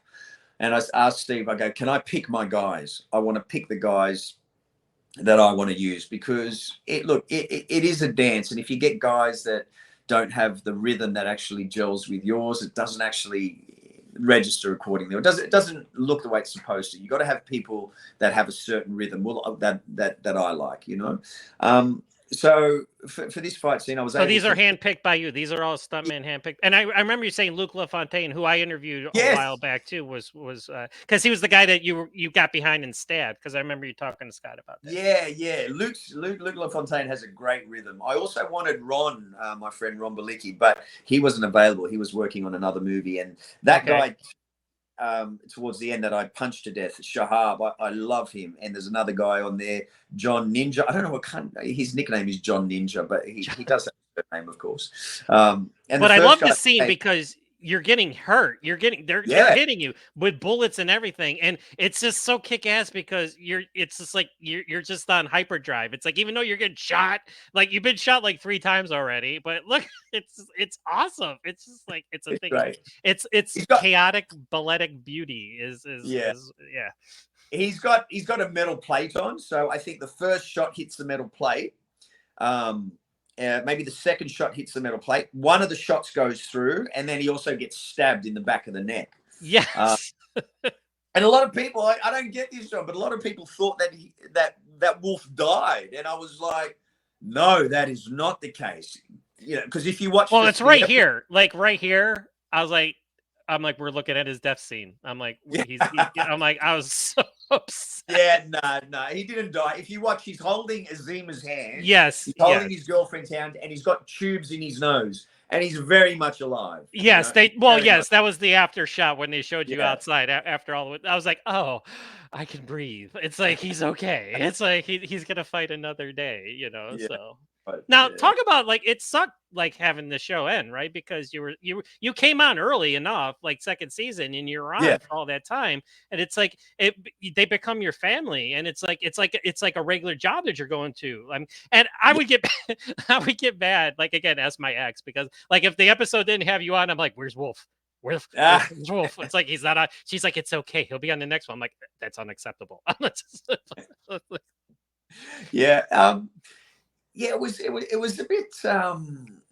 Yeah, you're right. That was a good description, John. It becomes like something a regular part of your life, and you start to know people, and it very quickly becomes comfortable. And then suddenly, when it's not here, and it does. It's not that it takes an impact, but it's like something you feel a little bit of a void for a little while, because it was something you were so used to and something you really enjoyed doing. And then, all good things come to an end. All TV shows end at some point, and had such a big budget. It was quite hard to sustain. It's a miracle it ran as long as it did. But I'm just happy they gave it a proper ending. Like, because how many times have we loved the television show only to have it get axed, and it's like, it's like, but at least they gave it a proper ending. Yeah, you're completely right. They gave it a proper ending, and we all got to see the show rounded out and come to an end. So for that, I think all of us were grateful for that. Yeah. Now, okay, we're gonna get life after fighting, but I just found this. I just said, there's you on Melissa and Joey. You're with Melissa Joan Hart, the handyman. Yeah. Yes. I remember this episode too, because I used to watch this show, and I was like, I had to throw that out there. Just like, how was it guest starring in that show with Melissa and Joey? That was good. That was really good. It was the first time I did, because that was filmed in front of a live audience. You know what I mean? So it's okay. So how was that? Like, because you're used to like just filming stuff like not live. So yeah. Look, you got to be prepared. Yes. everyone's watching you. You go up on your lines. You go up on your lines in front of everyone. You do a stop start. So Right. you got to make sure you're really prepared. And the way it was the first time I'd ever done a live audience sitcom of that sort. So coming into it, we came in on the Monday, Tuesday, we rehearsed, we blocked through wardrobe, came back, rehearsed some more, made sure everything was smooth running. And then I think it was on the Friday night, it actually got shot on the Friday. So there's a bit of preparation and rehearsal periods that go into it for those live audience shoots, which I was happy about, because imagine going into that cold. Not that I would, I still would have done fine, but Right. it's good when you've got time to sharpen your axe and prepare for that day of performance. It's very, very similar to theatre, believe it or not, but you just do things a couple of times, All right, then real quick before we do here's this movie, a little movie that you did. I love that there's you watching this guy get eaten by a shark, and you're just That kind of was like, the greatest part of the whole movie, watching him right? get I'm by like, the you're just shark. like, Such a sucks to be wonderful him. character. Of course, we're talking about Deep Blue Sea 3, and I was supposed to interview for you for this movie. This was one of the times I was supposed to interview. Of course, it never happened Right. because of all the crap and everything. But real quick, just because I love the movie. I thought, well, one, it's Deep Blue Sea with the martial arts fight scene in it, because of course I was like, I remember finally getting to watch it. I'm like, they better at least have him do one fight scene in it, because if they don't, I'm going to be totally pissed off. And of course, you got your fight scene, but then you turn into a douchebag. I mean, I was so upset. I'm like, he's a bad guy. I'm like, oh well, you know what? He's acting. It's okay. It's all good. Yeah, he was a bad guy. And look, sometimes it's fun playing. I enjoy playing that role. It was fun, Of course, they Put it they this say way. it's sometimes it's best to play the bad guy because it's more fun, right? Exactly. I mean, you think about Batman. Batman without the Joker can be pretty boring. You know what I mean? Exactly. So I get, that was fun. That fight scene actually didn't exist, John. I actually pitched that. I knew it. I knew Yeah. it. I knew it. I said to myself, he was probably like, you know what? This movie needs a fight scene. I just thought it was a great opportunity for him and the other character just to have a bit of a throwdown, and just added a little bit of weight. Yes. And didn't take too much time, but I think it elevated the film just a little in terms of action. Adding just a little bit of a difference in there. Exactly. Yeah, so I was more than happy. So I pitched it to John Pogue, the director, and I've got to say, John Pogue is probably one of the nicest human beings you could ever meet. Really, really lovely guy, and I enjoyed every day on set with him. And I think Deep Blue Sea, like you might get the script for that, and people might hear Deep Blue Sea 3. Oh, it's just a thing. But every single actor that came on cared about their role. Yeah. From Tanya, and funnily enough, Tanya played my girlfriend on The Last Ship at one point, and Emerson was also on The Last Ship. It was almost like a mini Last Ship reunion. Exactly. Yeah. So when I knew Emerson and Tanya were on there, I was like, okay, this is good, because I know both of these people as actors and they care. They're not just going to come and phone it in, And Nathaniel did a good job too. But I obviously Tanya and Emerson I knew from working with them previously, so I knew that was good, and that helped cement that I'd made the right decision to go ahead and do this film.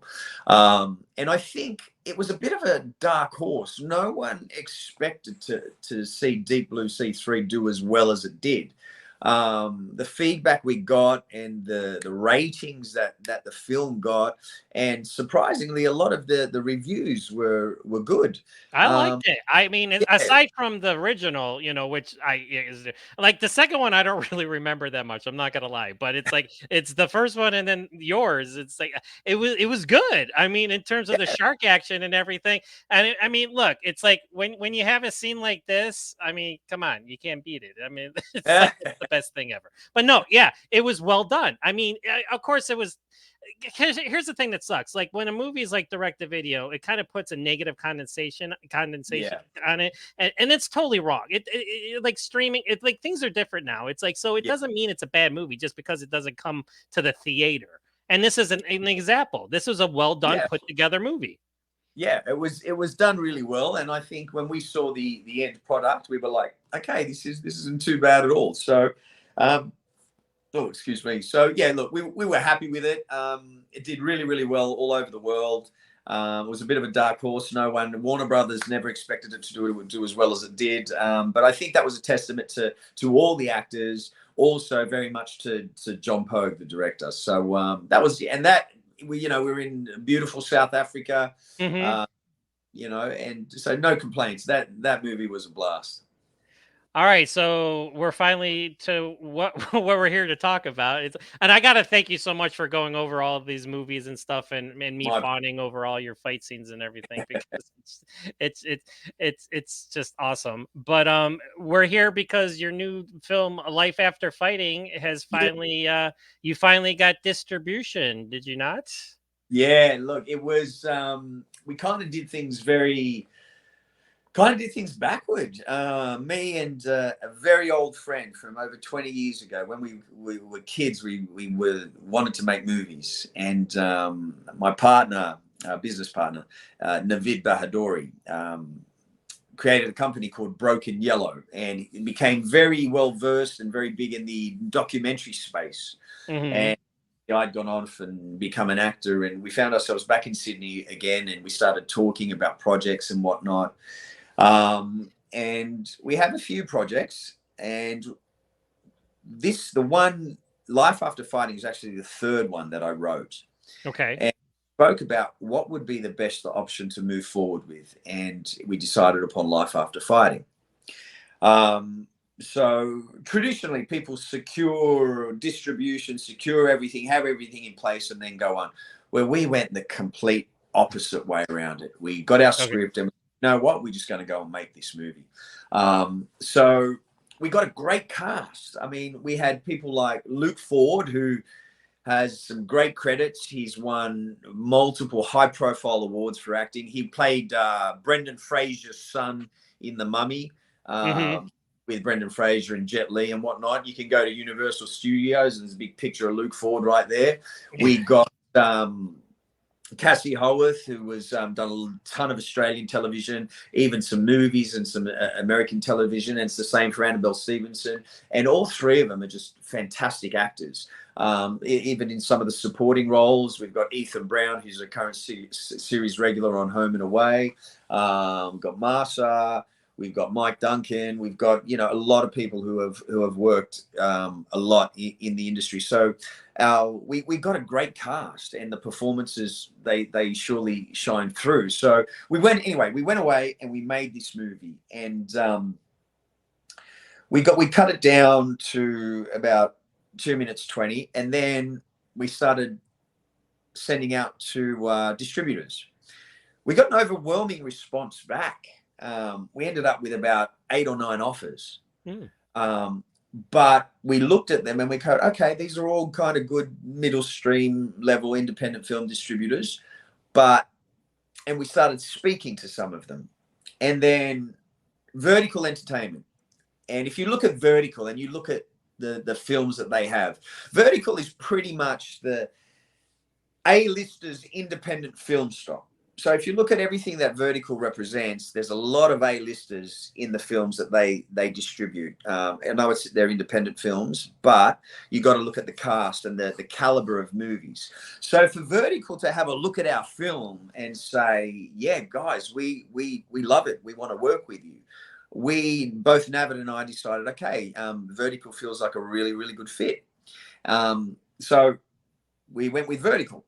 And things started moving forward. And then we didn't even secure distribution in our own country here in Australia. So Vertical took worldwide distribution, which we were over the moon about. And then it comes back to Australia, and Roadshow team up with Vertical for distribution here in Australia. But that would be for streaming rights and for television rights and video on demand rights. And then we had another company in Australia show interest in theatrical release called Screening. So right now, Life After Fighting has got worldwide distribution through a great company like Vertical. We've got Roadshow Entertainment, which is another, fantastic company here in Australia, which is also worldwide. And we've also got Screening for a theatrical release here in Australia. So it's just, the film it's done better than we ever could have imagined or expected. So I guess as much as we love it, I guess it's going to come down to people like yourself, John, and the fans of these, you know, action drama type movies, and see how it's received. So, like, because we were talking before I started recording, and I was like, there was a trailer that was released a while back, but you said that was just that wasn't an official trailer. That Yeah, that because yeah, I don't have any footage of it, which sucks. I just have a few of these stills, you know, that I popped up here, you know, and of course this isn't going to be the poster. Obviously, when it comes out, they're probably going to, you know, make it a different key art for the movie. yeah. But talk about the plot synopsis. So what is Life After Fighting about? Obviously it's you kicking ass, because I remember watching the trailer when it came out, and there's a lot of that in it, but that's besides the point. So yeah, talk about the movie. Yeah. So there's a few motivations for the movie, but I'll go into just a brief rundown of the story. It's about a martial arts instructor, retired combat athlete, who lives a pretty lonely existence. And his lifeline is his martial arts school. Then, you know, someone ventures into the martial arts school and also ventures into his life. Then from there, the movie takes a very dark turn when tragedy hits, when a couple of the children, they're abducted. And then his world starts to slowly spiral out of control. And the people around him are just so affected with what's happened. And because a couple of the children, the abducted child, her mother actually works with Alex, and Alex Faulkner, the lead of the movie, and he has somewhat of a relationship with this child. So he spirals into a very dark world of child trafficking and human trafficking, and he's just brought into it, and then he's pretty much forced into the fight of his life. And there's a few other things that happen with Alex. I don't want to give too much away with the movie, but there's a lot of self-discovery that he has to find, and there's a few demons that he has to face within himself during the process of when he's really forced to fight. Because you have to remember, Alex he's not a superhero. No. He's not a special forces soldier. He's not someone who has killed before. But when we look at ourselves as human beings, if we thrust into a circumstance where we're forced to kill, or we're forced to fight to the end, could we really do it? How deep can we dig to become that human being that in order to save innocent people, you have to become a killer? You have to become someone who is willing to take a life to keep those around you who are weaker and who can't defend themselves, to keep them safe. So he's got some confronting things that he faces during this movie. But I think it's also a very honest look at what real martial arts schools are like, and taking an honest approach and really seeing inside that world for just a moment, and also looking at combat athletes. A lot of the times, writers, they write combat athletes and soldiers and sometimes police officers, people in that vein, they write them as robots, like they're just very stoic and very it's almost like they write them as inhuman. But whether you're a combat athlete, whether you're a soldier, whether you're a police officer, you're still human. You laugh, you cry, you feel happy, you feel sad, you feel elated. You go through every single emotion that an accountant or a school teacher would go through too, because you're human just like them. But for some writers, they tend to just have this stereotypical version of these people. And in a lot of the scripts that I've read over the last 10, 15 years, it's a little disappointing. And that was one of the catalysts that drove me to start writing my own stuff. Another thing that the film addresses is child trafficking and human trafficking. I think greater awareness needs to be brought to it. And another reason for writing this script too, John, was in the United States when we were on lockdown for COVID, there were a lot of social issues that needed addressing, and they were being addressed. But there was one day that came out, which was Child Human Trafficking Day, and there's a special organization called Our Rescue that do a lot for the children.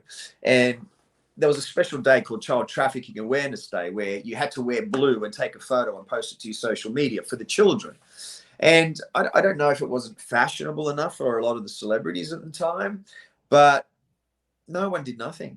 The a few people. I mean, I put on blue and took a photo, and a few people that I know did so too. But the greater, larger community of actors and celebrities didn't, make a sound about it. When all it was just a post, just to say, hey, let's be aware that this is going on. Right. So that was also another motivation for me is also trying to bring awareness to that problem that's around the world. And I think the more we're aware of something, the more we can help combat it.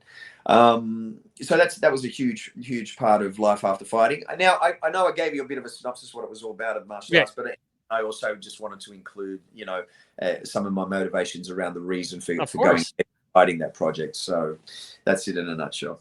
So so now of course you've been an actor, now talk about wearing the hats on this movie, because writer, director, talk about having. 'Cause I found this on here's you deep in thought on the set. So it's like, talk about, now not only are you acting in this movie and having to perform the martial arts action, but you're the director, and so talk about the weight of having all this other responsibility on you as you did this film. John, it was, I've got to be honest with you, it was probably one of the hardest things I've ever done in my life, I was literally exhausted. I had to get up, every day and be on set, whether I was in front of the camera or not. And not only that, trying to also be in touch with who my character was, making sure that for the story that I had in my head, all the other actors were where they needed to be. And we had a lot of children on set too, so leading up to that, we had with the kids, we had a couple of months of acting lessons once a week to prepare them for these roles. We had a few little rehearsals with other cast members and whatnot. So wearing my director hat across that, spending a lot of time with our DOP and cameraman. And then on top of that, making script changes as we were going along, because these profound new ideas would come to me and I wanted to inject them and include them into the script. Losing locations, gaining better ones. It was just crazy. And then exhaustion, just battling the exhaustion, because you're going to see in Life After Fighting what we did with our fight scenes. We pushed it to the end. We didn't have the budget. We didn't have the all the money in the world to do things. We didn't have the massive star power or anything like that. But I think the performances and the action, that is the equalizer with these bigger budget films, because the performances and the action in this film is absolutely off the charts. And I say that with the utmost confidence. So as being the director, I was just exhausted, and then I've got to come and do these fights. And we worked on these fight scenes, being the director and choreographing everything with my team, because it was my team of guys that I used for all the stunt work, and putting the choreography together and getting it to the level where it's super fast and we're performing it at high speeds. And I'm going to make sure I don't forget to talk about the speed we were traveling. And so the exhaustion with that part, and then getting on set, I'd have to get out in front of the camera, do the fight scenes, breathe like I'm half dead because of the pace and the intensity and everything that we're giving. Then I've got to go back to the camera and check it. And then I look, and more often than not, it was not me or my guys that missed the beat. It was generally the cameraman didn't catch it the way I wanted to catch it. So I was like, all right, let's go again. And boom, and I'm the one that has to keep leading. I have to keep leading. Because everyone's following me. So it doesn't matter. It didn't matter how tired I was. It didn't matter if my knee was sore, my shoulder was sore, my back. It doesn't matter. I had to get back, and I had to do it again.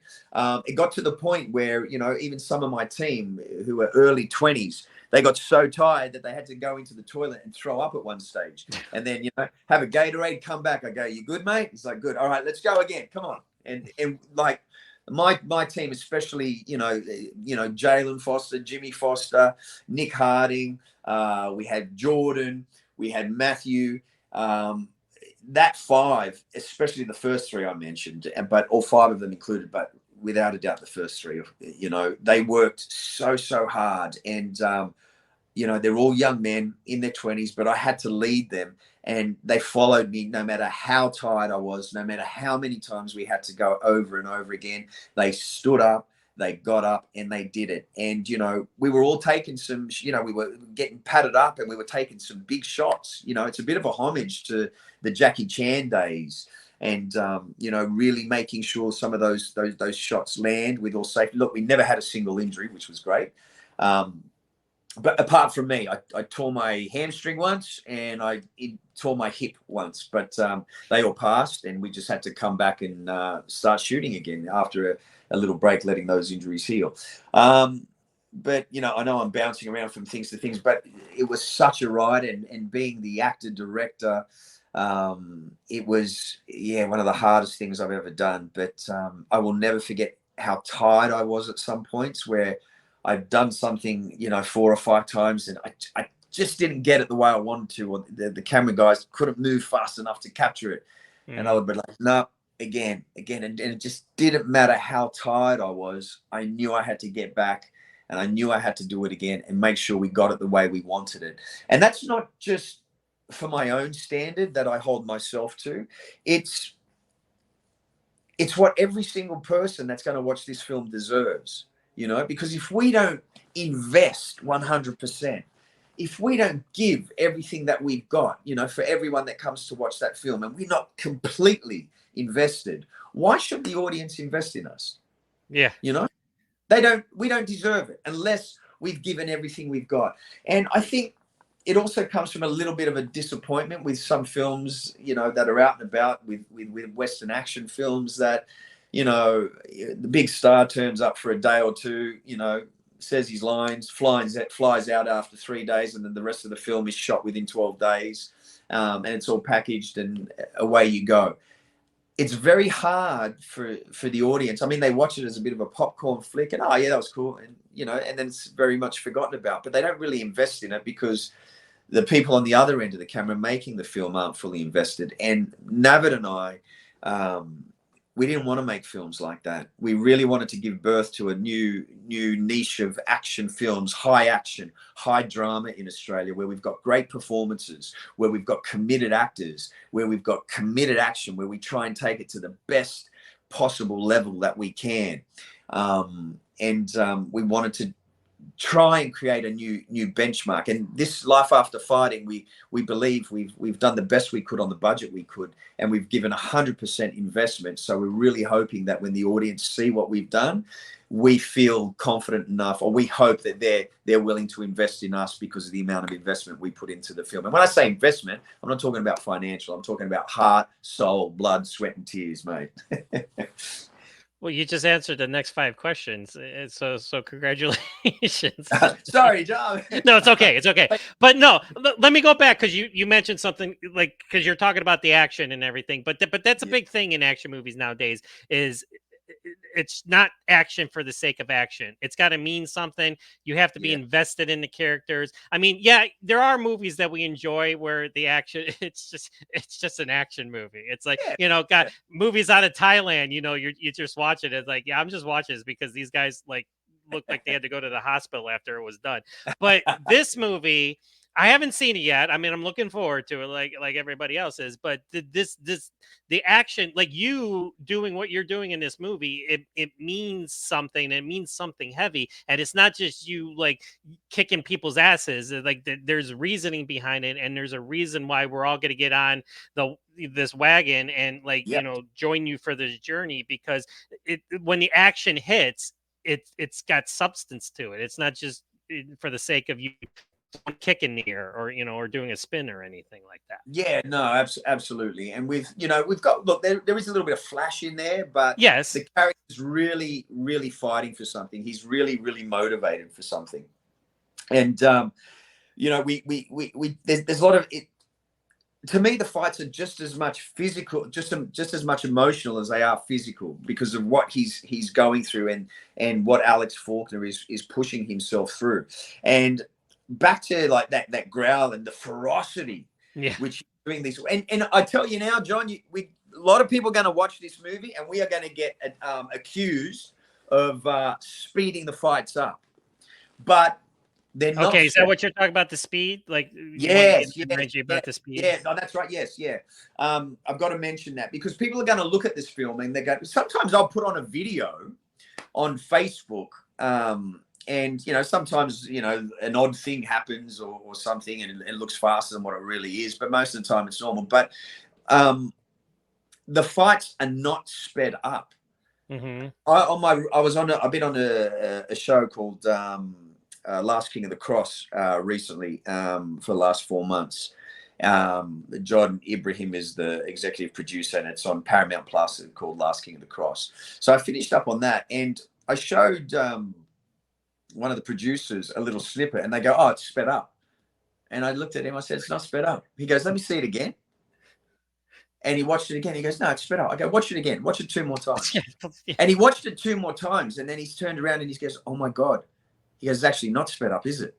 I go, "No." Okay, that's how fast we were going.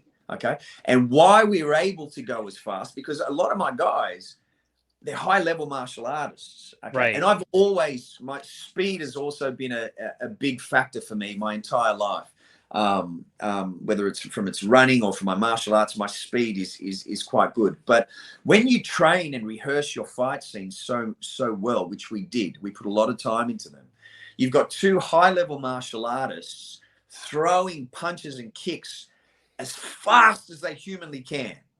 And when we're doing that, the other thing that was miraculously born was sometimes, John, I might have gone right cross, left hook, and then boom, I've just thrown a kick. And my partner, boom, that kick wasn't in the choreography. He's blocked it, and then he throws a punch back. I've parried it. And then boom, we find our way back to the choreography. So this amazing thing was happening, which has never happened to me in any of my other projects. But because we trained so much during the fight choreography, we were just seeing these openings that we could fill with techniques that weren't in the choreography, and we would just put them in there, and then it would just flow back to the choreography sometimes. So sometimes the choreography you're seeing happened instantaneously. It wasn't choreographed. So it was spontaneous. Like you weren't planning on doing it, but it just happened. It just happened in the moment, and we were able to like block it or catch it or evade it and keep going.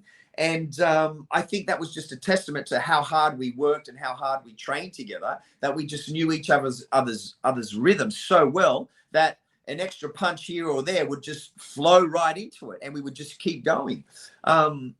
The only other time I experienced something like that is when you do hubad drills, like Filipino martial arts drills. I'm not sure if you know what hubad is, but hubad, you can just throw any hand catch and you keep delivering back and forward, I think Wing Chun does a similar thing, but we were able to do that. We used to do that in my Kempo training. Our instructor did it. Yeah. We used to do that all the time. Yeah, great. And with your Kempo training, like you might be doing a drill and then someone throws a right cross or a left hook, and you just react to it and you keep going. Well, that's what they do. We would practice, like we would both be thrown. It would be back and forth. I did the move and he countered, and then back and forth. But then all of a sudden you change it to another attack, and then you have to think on your feet and be like, oh, now we're doing this one. And then either him or I would change it up again, and then you had to, again, like, oh, now we're doing this one. So it got you thinking on your feet. Yeah. So yeah. It's exactly that thing you're talking about, John, that was happening within our fight choreography. Awesome. Yeah. So so a lot of the stuff that's seen in there, especially with the hand-to-hand extra things, or some of the knife stuff, even, it's just a lot of it's just happened in the moment. And then when it's cut, it's like, oh my God, I hope to God we got that. And then we go and we look at things and we go, oh my God, it worked. It looks amazing. Yeah, all right, great. Mark that. Have that marked down to make sure I used in the editing. But we were going really, really fast. We were able to use top speed as fast as we could possibly humanly go. And I think, it's going to show. It's going to be something that's a little different from what everyone else has seen, and the level of performance I'm hoping people can really see and really understand what we were able to create and produce here. But I give you my word, John, nothing was sped up. Oh, you don't have to tell me, please. Now, I was actually going to ask you about that, like, because, like, in terms of like the subject matter of this movie and how personal it is to you, and how Yeah. you wanted to show respect to the material, like, how did that reflect in you choreographing the fight scenes? I mean, did it give you a different mindset to what you did in the past, as opposed to like for the scenes in this movie? Yeah. Look, I think what I'm so grateful for, I was uninhibited this movie. When I'm on other jobs, there's generally limitations with some stunt guys that I'm working with, or there might be a stunt coordinator that has an idea about something else, or the director wants something. And sometimes other people don't understand martial arts as deeply as martial artists do. So you Absolutely. have to gravitate, compromise, and navigate with them to try and give them what they want as well. For life, I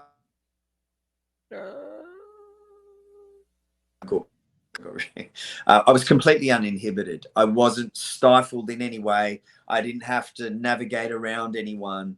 I didn't have to include anyone else's vision. It was all my vision and my choreography, working with my team of guys. So we were very much all on the same wavelength.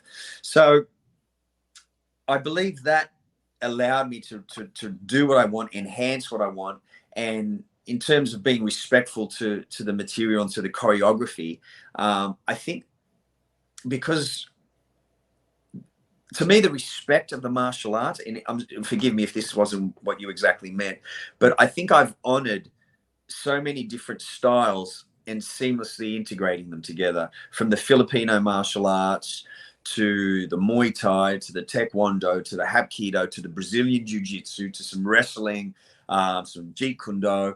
There's so many integrated systems seamlessly put together on camera here. And I think performing them, I had a duty to be able to perform them at my best ability, to show them in the greatest light possible. So I could, and that to me, that is the greatest respect I can give to the different martial arts styles. Not go on screen and half-ass it or just phone it in, but be the best I can be at all the stuff that I've trained. And if I'm going to put it on film, because film is forever, then it's my responsibility, as a martial artist and as an actor and as director, to make sure that I have done my best, my very best at showcasing them. Anything less than my best wouldn't be acceptable for me, and an audience doesn't deserve that, you know. And the martial arts styles and systems that I'm representing, they don't deserve anything less than my best either. So I think there's a lot of things that we need to honor, and it does concern me sometimes that these things aren't honored, that styles of martial arts, they're just thrown into a movie, into the hands of people who are maybe not the most competent at certain styles, and they're portrayed in a way that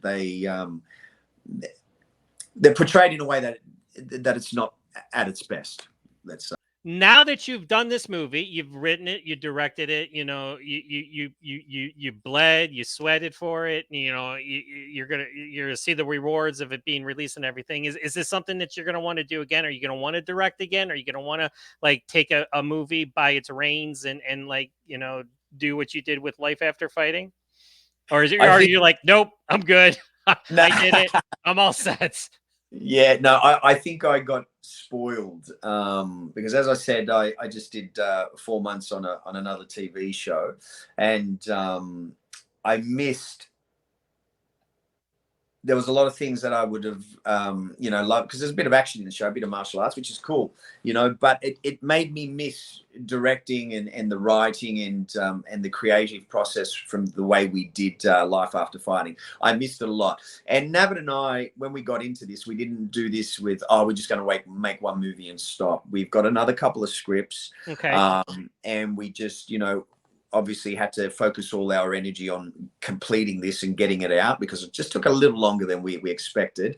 But we are absolutely intending to go again and again and again. And our whole premise and our whole focus for the future is high action, high drama, which means we don't want to forsake story or forsake performances, and then just have action, or we don't want to have great performances and crappy action. We want to bring these two worlds together so we can make really good movies with great action. And you know, we believe we've succeeded doing this on a very small scale with Life After Fighting. And we absolutely, definitely, you know, Nav and I, we definitely want to do this again. We have our scripts ready.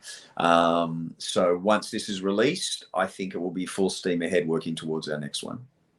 Awesome. So now, can you tell us like when to expect the movie, or is that still being deliberated? Yeah, that's still being deliberated. We would like to start on the second one this year. One surrounds. I'll give them very brief descriptions. One's around a bare knuckle boxing circuit, with a very, very strong family relationship attached to it, where tragedy strikes the family. And then the other one is a very newly, I won't say apocalyptic, but in a very different Australia, which is, fell to some very unfortunate circumstances where the rest of the world looks at Australia very differently, and the people in it live a very, very rough and hard life. I'm trying not to, I can't give too much away about especially that one, which is called Lone Warrior, because it's the premise that's to do with Australia that is very unique. But I can promise you, John, both of them have extremely hard-hitting action, and we hope we can take it to the next level. And then once you see what we're capable of with Life After Fighting, then I'm sure, I'm hoping a lot of people will be excited about our future projects. Well, I know you know Scott Adkins now, so give him a call and tell him, hey, come down to Australia and come play for a couple of weeks. I know. It's been a while. We've had a few potential movies to do together. Just for a few variables. I remember I interviewed him. I've interviewed him like 8 or 9 times already. The dude's phenomenal. He's awesome. He's a great guy. He's supported me so much. I mean, he doesn't have to, but that's the kind of guys you are, and I love it.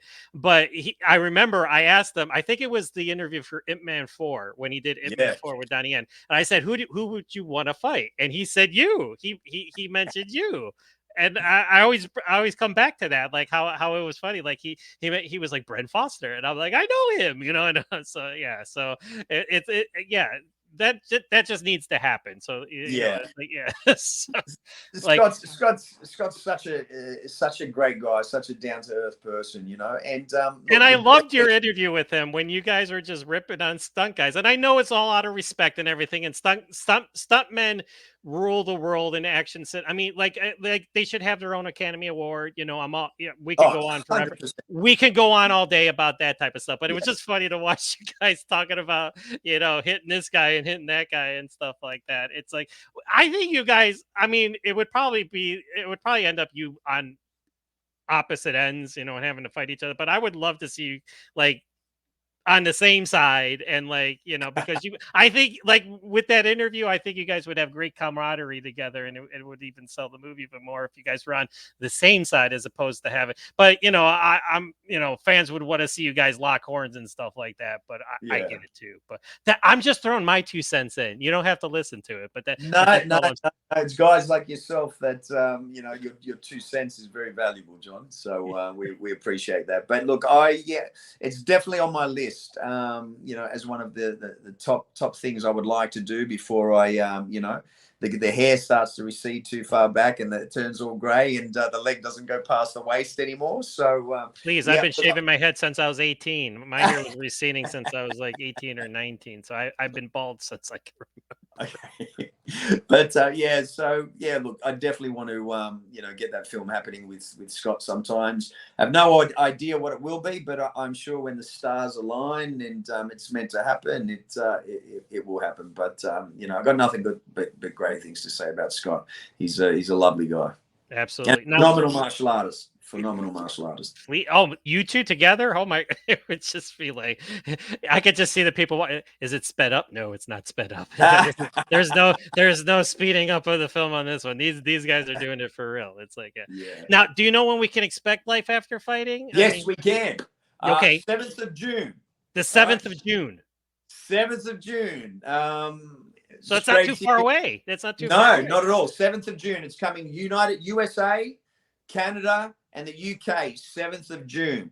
Australia, it is slated for the 7th of June, but for us, that will be 8th of June because we're one day ahead of the United States. But Australia still hasn't been confirmed, so there might be some wiggle room with that because of the cinema stuff and Q&As and whatnot. But yes, in terms of verticals released through the United States, the United Kingdom, and Canada, that will be the 7th of June. So the trailer, the official trailer, will be dropping in a couple of weeks, I'd say. I was going to ask you, because I wish I had like some footage. Like I showed some images, but you know that's not the same. I wish I had some footage because they took it down, and I'm like, I get it, you know, because they want to have the official trailer, you know, now. But yeah, I wanted to like showcase like because I remember the trailer and I remember how good it looked, and I when I get the trailer, I will do another podcast for it, you know. Awesome, John. Yeah, it won't be long. I'd probably say, I'm saying 2 weeks, but it's probably more like about 10 days, you know. So just got to do. I know that I've seen it. It's all complete. Looks pretty badass. Just the sound mixing has the music's done, so they just shape the score to it. And I've got to just have a shout out to our music composer and our sound guy Sam Haywood and our music composer Jason Fernandez. Man, did they do such a good job. Like when we finished the final mix and we saw it in there, you just when you watch the film, you've got to have like a good sound bar or audio system around your TV, because the amount of sounds and things that went into the fight scenes and the breaks and the crunches and stuff like that. I was going to ask you about that, the sound effects. I mean, because that's like, that's what makes a proper fight scene is like when you can feel like by hearing and, and you can feel the hits, and and I just saw Monkey Man, Dev Patel's Monkey Man. How was it, John? How was it? Oh my God. I saw it in IMAX. Wow. Oh yeah. That was one example. Like that those guys were hitting hard. Like you could hear like the sound effects. I know there were sound effects, but yeah, that's what I was going to ask you. It's like that's how you put together. It's not just visual, it's the audio too. You got to immerse the audience into what they're seeing. Dude, you are so right. You have nailed it 100%. Hit the nail right on the head. You need that sound design. That's why I've got to mention like our guy who did the score, Jason Fernandez, is Sam Haywood. I mean, he's an Emmy award-winning sound design artist. So he just oh my God, when we watched it when we finished over at Spectrum Films over at Fox Studios, and we finished and we watched it, we were just like, whoa, my God, the sound is just off the charts. So I hope it's my wish that everyone watches it, in a cinema. And if not in a cinema and you're watching it on a big screen TV, that you've got some really good sound, stuff set up. Because if you don't have that, you're going to rob yourself of such an amazing experience. But yeah, and I've got to also mention Paul Black, our editor. Man, that guy's he's a bloody legend, man. He was in my head at some points. I had to tell him to get out. So you're saying properly edited fight scenes for this one? Yeah. I mean, I was there with him, and we just, we knuckled it out. I said, I'm kidding. I know you would. Yeah, properly edited fight scenes for this one. I spent a lot of time with him day in, day out. But Paul Black's a machine. Jason Fernandez, Sam Haywood, these guys are legends. There's so many people, even my wife, Chelsea Foster, what an amazing producer she was. A lot of help from Kiara Giles, an associate producer who wore many hats. Eleanor, Mario, but, massive hats off to especially my wife. She just, as a producer, was a gun. And my main man, Navid Bahadori, mate. I love that guy like a brother. And, here's to him and I at the forefront of, really pushing forward with these Australian martial arts movies. And the thing is, martial arts and action movies, I should say, not just martial arts. Right. But Australia doesn't make these types of movies, John. We're the first. There are just, apart from the original Mad Max. Do you remember like back in the 90s, like the VHS days? Do you remember like Did you ever see a movie like Day of the Panther or like they're Australian martial arts movies? Like if they were kind of like James Bond-esque type martial arts flicks. How long ago was that? Was that in the 80s? That was the 90s, man. That was that was during the VHS boom. Wow. Like, Okay. yeah. So think Like when about, Blockbuster was putting these out like every week. Yeah, I know I hang on a second. I'm gonna look this guy up. Don't go anywhere. Hang yeah. on 2 seconds. Yeah, it was called Day of the Panther, and I think he did like a couple of them actually.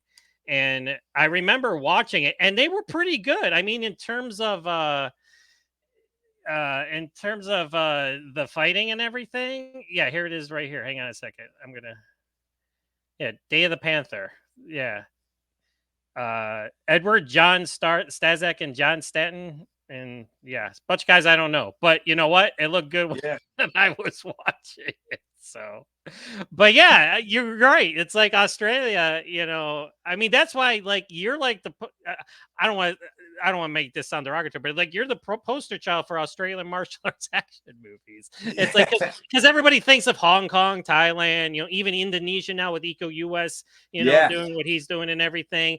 And it's like that's why I like when like I'm a big fan of Netflix because Netflix, like they bring in action movies from Poland, and Yeah. like you never think of action movies from Poland, but here it is, and it's like we need more action movies from around besides like Indonesia and and stuff like that. Like we need Yeah. Australian martial arts action, so. But yeah, we do drama very, very well. We've got such strong drama, like really good films in the drama space, but they just don't seem to. The industry doesn't. It seems to shy away from genre pieces, John, which is unfortunate because It is. like and especially action because it's such the action audience always comes out. So we're looking to create that niche market here in Australia, and we want to still honor that the drama and the level of films that Australia is known for creating, but we also want to add this unique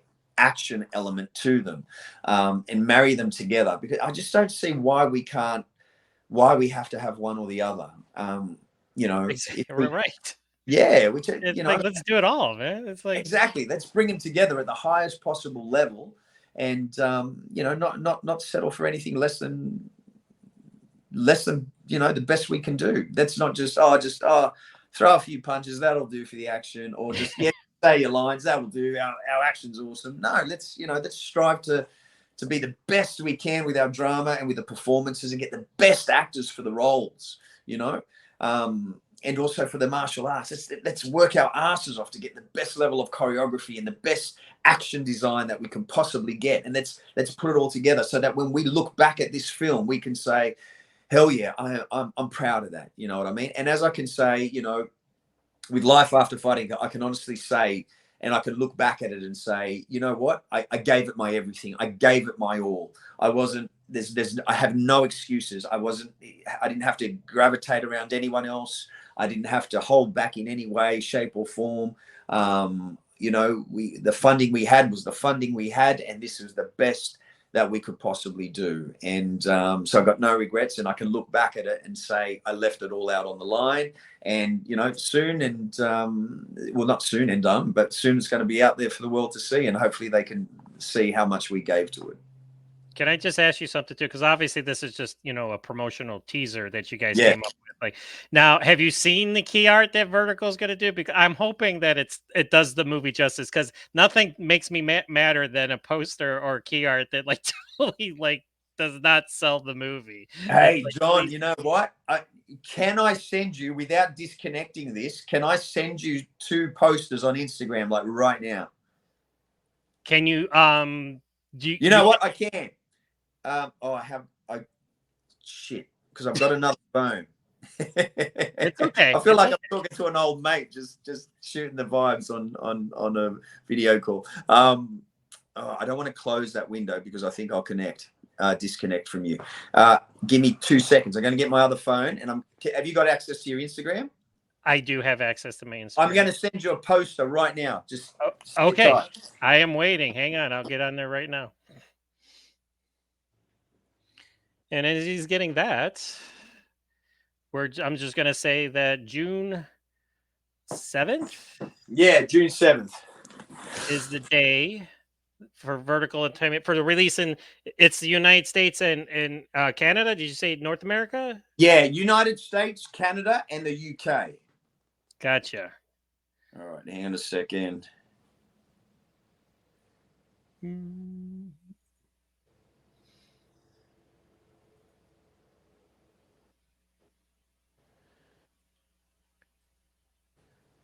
All right, I got my Instagram up on my my laptop here, so All right. as soon as I will do my best.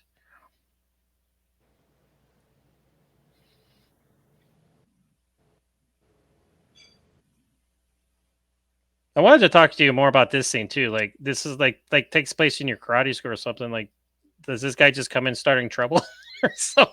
There's a reason behind it, but you probably Yeah. won't. Yeah, it's kind of a very iconic martial arts shot, but it's I like it. Wait a second.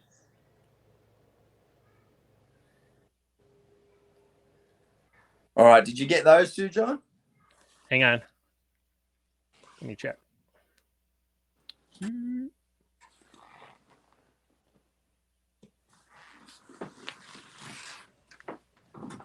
It says unsupported message. It did not come through. Bummer. Okay, I've sent it to. Do you want to send it to my email? You can send it to my email. Let me try that then. Yeah. Yeah. It's easy to remember. It's ACTION-FLIX3625@gmail.com. That's one of them. Okay. And then I'll see if I can bring it up that way. ACTION-FLIX. Yeah, with an X, FLIX 3625 at gmail.com. 5 at gmail.com. There we go. See if that comes through, mate. Might take a second. That's funny that those photos didn't come through on Instagram. I don't know. Like, it's wishy-washy at best. Like, I have issues like a lot of times with them. Yeah. Hang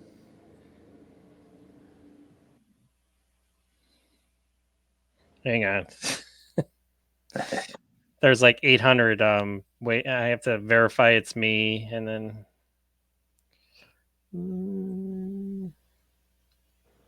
I'll get there eventually. Oh, there we are. Oh, what do you think? Hang on a second. Hang on. Hold your phone. All right, hang on. I will we'll get it here. Do not worry, fans at home. I'm an expert. I know exactly what I'm doing. It just doesn't look like it. That's all. There you go. That's the poster. That's the official poster. No, I don't know if it's the official one, but it's one that's definitely going to be in circulation. And then there's this one with just your picture. Your that one's definitely the official VOD thumbnail. Gotcha. All right. Well, that's cool. Yeah, that's probably one of my favorite shots from the film. You know. Yeah, you holding the bow or the staff? Yeah, holding the bow, just because. Yeah. On the face, but they've got a few posters circling around, but I think these are the latest two that have come to me. Well, that's okay. That's decent key art. I mean, that works. I mean, it's got you know, all battle ready and bloody, and then you got the people in the background, and then you got the criminal in the background. So yeah, I mean, I like it. We're still waiting on. I mean, there might be some more coming through, but right now, I think this is the one that we like, and the other one, the thumbnail one too, the very simple one. That's kind of just it's kind of very, very simple, but I think there's a lot of stuff going on behind the eyes, and sometimes simplicity is the best. Sometimes yes, there's something about that one that I like, and my wife's going to say to me, "Yeah, it's just because you're on it, Bren," and I was like, "No, it's not." It's because I'm the director. Damn it, I'm the star of the movie. there's a lot going on behind his eyes, you know, and it's Listen, simple. you're not Very vain. simple. I know. I understand. It's all good. It's like, but I'm excited. I mean, I wish it was June 7th because I'm like, well, hopefully, like, so I get a lot of stuff from Vertical, so hopefully I get Yeah, something from yeah, somebody. I mean, I don't know who the PR people are, but you yeah, know, yeah. They're on it. So, but I guess, you know, we still, in terms of Vertical, I still think they probably think we're still a little far of a way out. But I think as we start getting about a month out, that's where they might start ramping I was things getting, up. well, yeah, you're about a month and a half. Well, a little more because it's June 7th, so it's a weekend. Yeah, Yeah, so you're probably like almost 2 months, like just short of 2 months out. yeah. So it's still a bit of a way out, but I think you know, we're just excited to start getting the ball rolling, and in our world too, like in the martial arts community, and you know, we don't deny the fact that a large majority of the audience and the first port of call are going to come from the martial arts world. So we want to try and start you know, gaining awareness within those communities, like in the ISKA sport karate area, the kickboxing organizations, the jiu-jitsu organizations. Hmm. Want to start getting the word out. So we want to just, you know, make sure we don't leave it too late. We want to start building a little bit of interest and make sure everyone knows that it's coming, only because of the fact that it's been coming for a while now, and we're about 6 months late on the release. Gotcha. Well, that is awesome. I am so happy for you. Like I said, like you are like one of my favorites, and I'm not just saying that Thank just because, like, yeah, and you're just a nice guy. Like I said, I mean, like to spend all this time, talking with me, I know I'm not like JoeBlow.com or whatever, but it's like, I do the best I can with what I have. So it's No, like, you're doing a great job. But the thing is, look, you can't deny the fact that we have a lot in common. We like the same stuff. We like martial arts. We like action movies. So it's very easy to sit down and talk to someone that kind of likes the same stuff as you do. And it's very much appreciated that guys like yourself, you take an interest in all these films, and you go in above and beyond to try and spread the word for the action cinemas and the action cinema world, and the martial artists and actors behind it. You know what I mean? So if all of them don't appreciate you, I surely do, mate. So well, thank you. that's what I mean, I do everything. Like, I mean, whether it's a big budget blockbuster like a Marvel movie, but I pretty much became a champion for independent action cinema Yeah, because once I was like, okay, now I know my role. It's like, I'm here to help spread the word, because let's face it, the Avengers doesn't need my help in promoting their movie. I mean, it's going to make like $1 billion, or yeah, Godzilla and King Kong, or they don't need my help. But it's like it's these movies like like the hardworking independent action guys, that. And I tell people all the time, and this isn't me blowing smoke up anybody's ass. I'm like, sometimes independent action cinema blows the stuff that big budget people are doing out of the way. And I'm not taking I mean, I know there's John Wick and everything and stuff like that, but it is. And plus it's independent action cinema that's kind of like keeping the 80s, 90s, yes, yeah, retro old school vibe alive, which I'm loving too. yeah. So I'm with you, mate. I'm totally with you on all that. All that. absolutely. All right, Yeah. well, don't hang up on me once I exit the podcast because I just want to say Okay. goodbye to you properly. But this is Bren Foster, everybody. So there it is. The life after fight. This might be a debut. Is this a debut? Have you showed this to anybody else on the No, show? you're the first person to get it, mate. Hey, look at that. I got an exclusive. I am thank you so much. Life After Fighting, June 7th. It's Bren Foster kicking ass, but not just kicking ass, it's kicking ass for a purpose and Yeah. a very real life purpose. So I am excited for you for it. And I'm excited for you. And I can't wait to see what you do in the future. And after we hang up today, as I go to bed, I'm going to watch The Last Ship and watch one of my Awesome. favorite episodes with you in it. All right. So until next time, everybody, remember ACTION-FLIX.com. We are your ultimate destination for everything action and your action fix. And check this guy out in maximum conviction, force of execution. Is the science thing available anywhere? I forget. Like, can people find that, or is it I on don't YouTube? know. You can find snippets of it online, I guess, on YouTube, but I'm actually not sure if you can find the whole thing anywhere. Good. All right. That's cool. And of course, Last Ship is everywhere. It's on DVD. It's streaming. It's all over the place. And of course, you got movies like this where Bren's watching some guy getting eaten by a shark. Or if you're feeling funny, you can always check out his Melissa and Joey episode too. But I can't thank you enough for spending all this time with me, Brett. This has been fun. I have so much fun talking action movies and picking your brain and getting behind the scenes of all this stuff. And it is just awesome. No worries. My pleasure, John. It's been a blast. Thank you. All right. So once I hang up here, I will bring you back on and I will say goodbye to you properly. But until then, everybody, have a great day. Treat others as you would want to be treated. Remember the golden rule and just be kind to one another. The world sucks, as it is. Let's just be nice and let's just celebrate action movies and guys kicking ass on screen like this guy, Bren Foster. All right. Until next time, everybody, have a good one.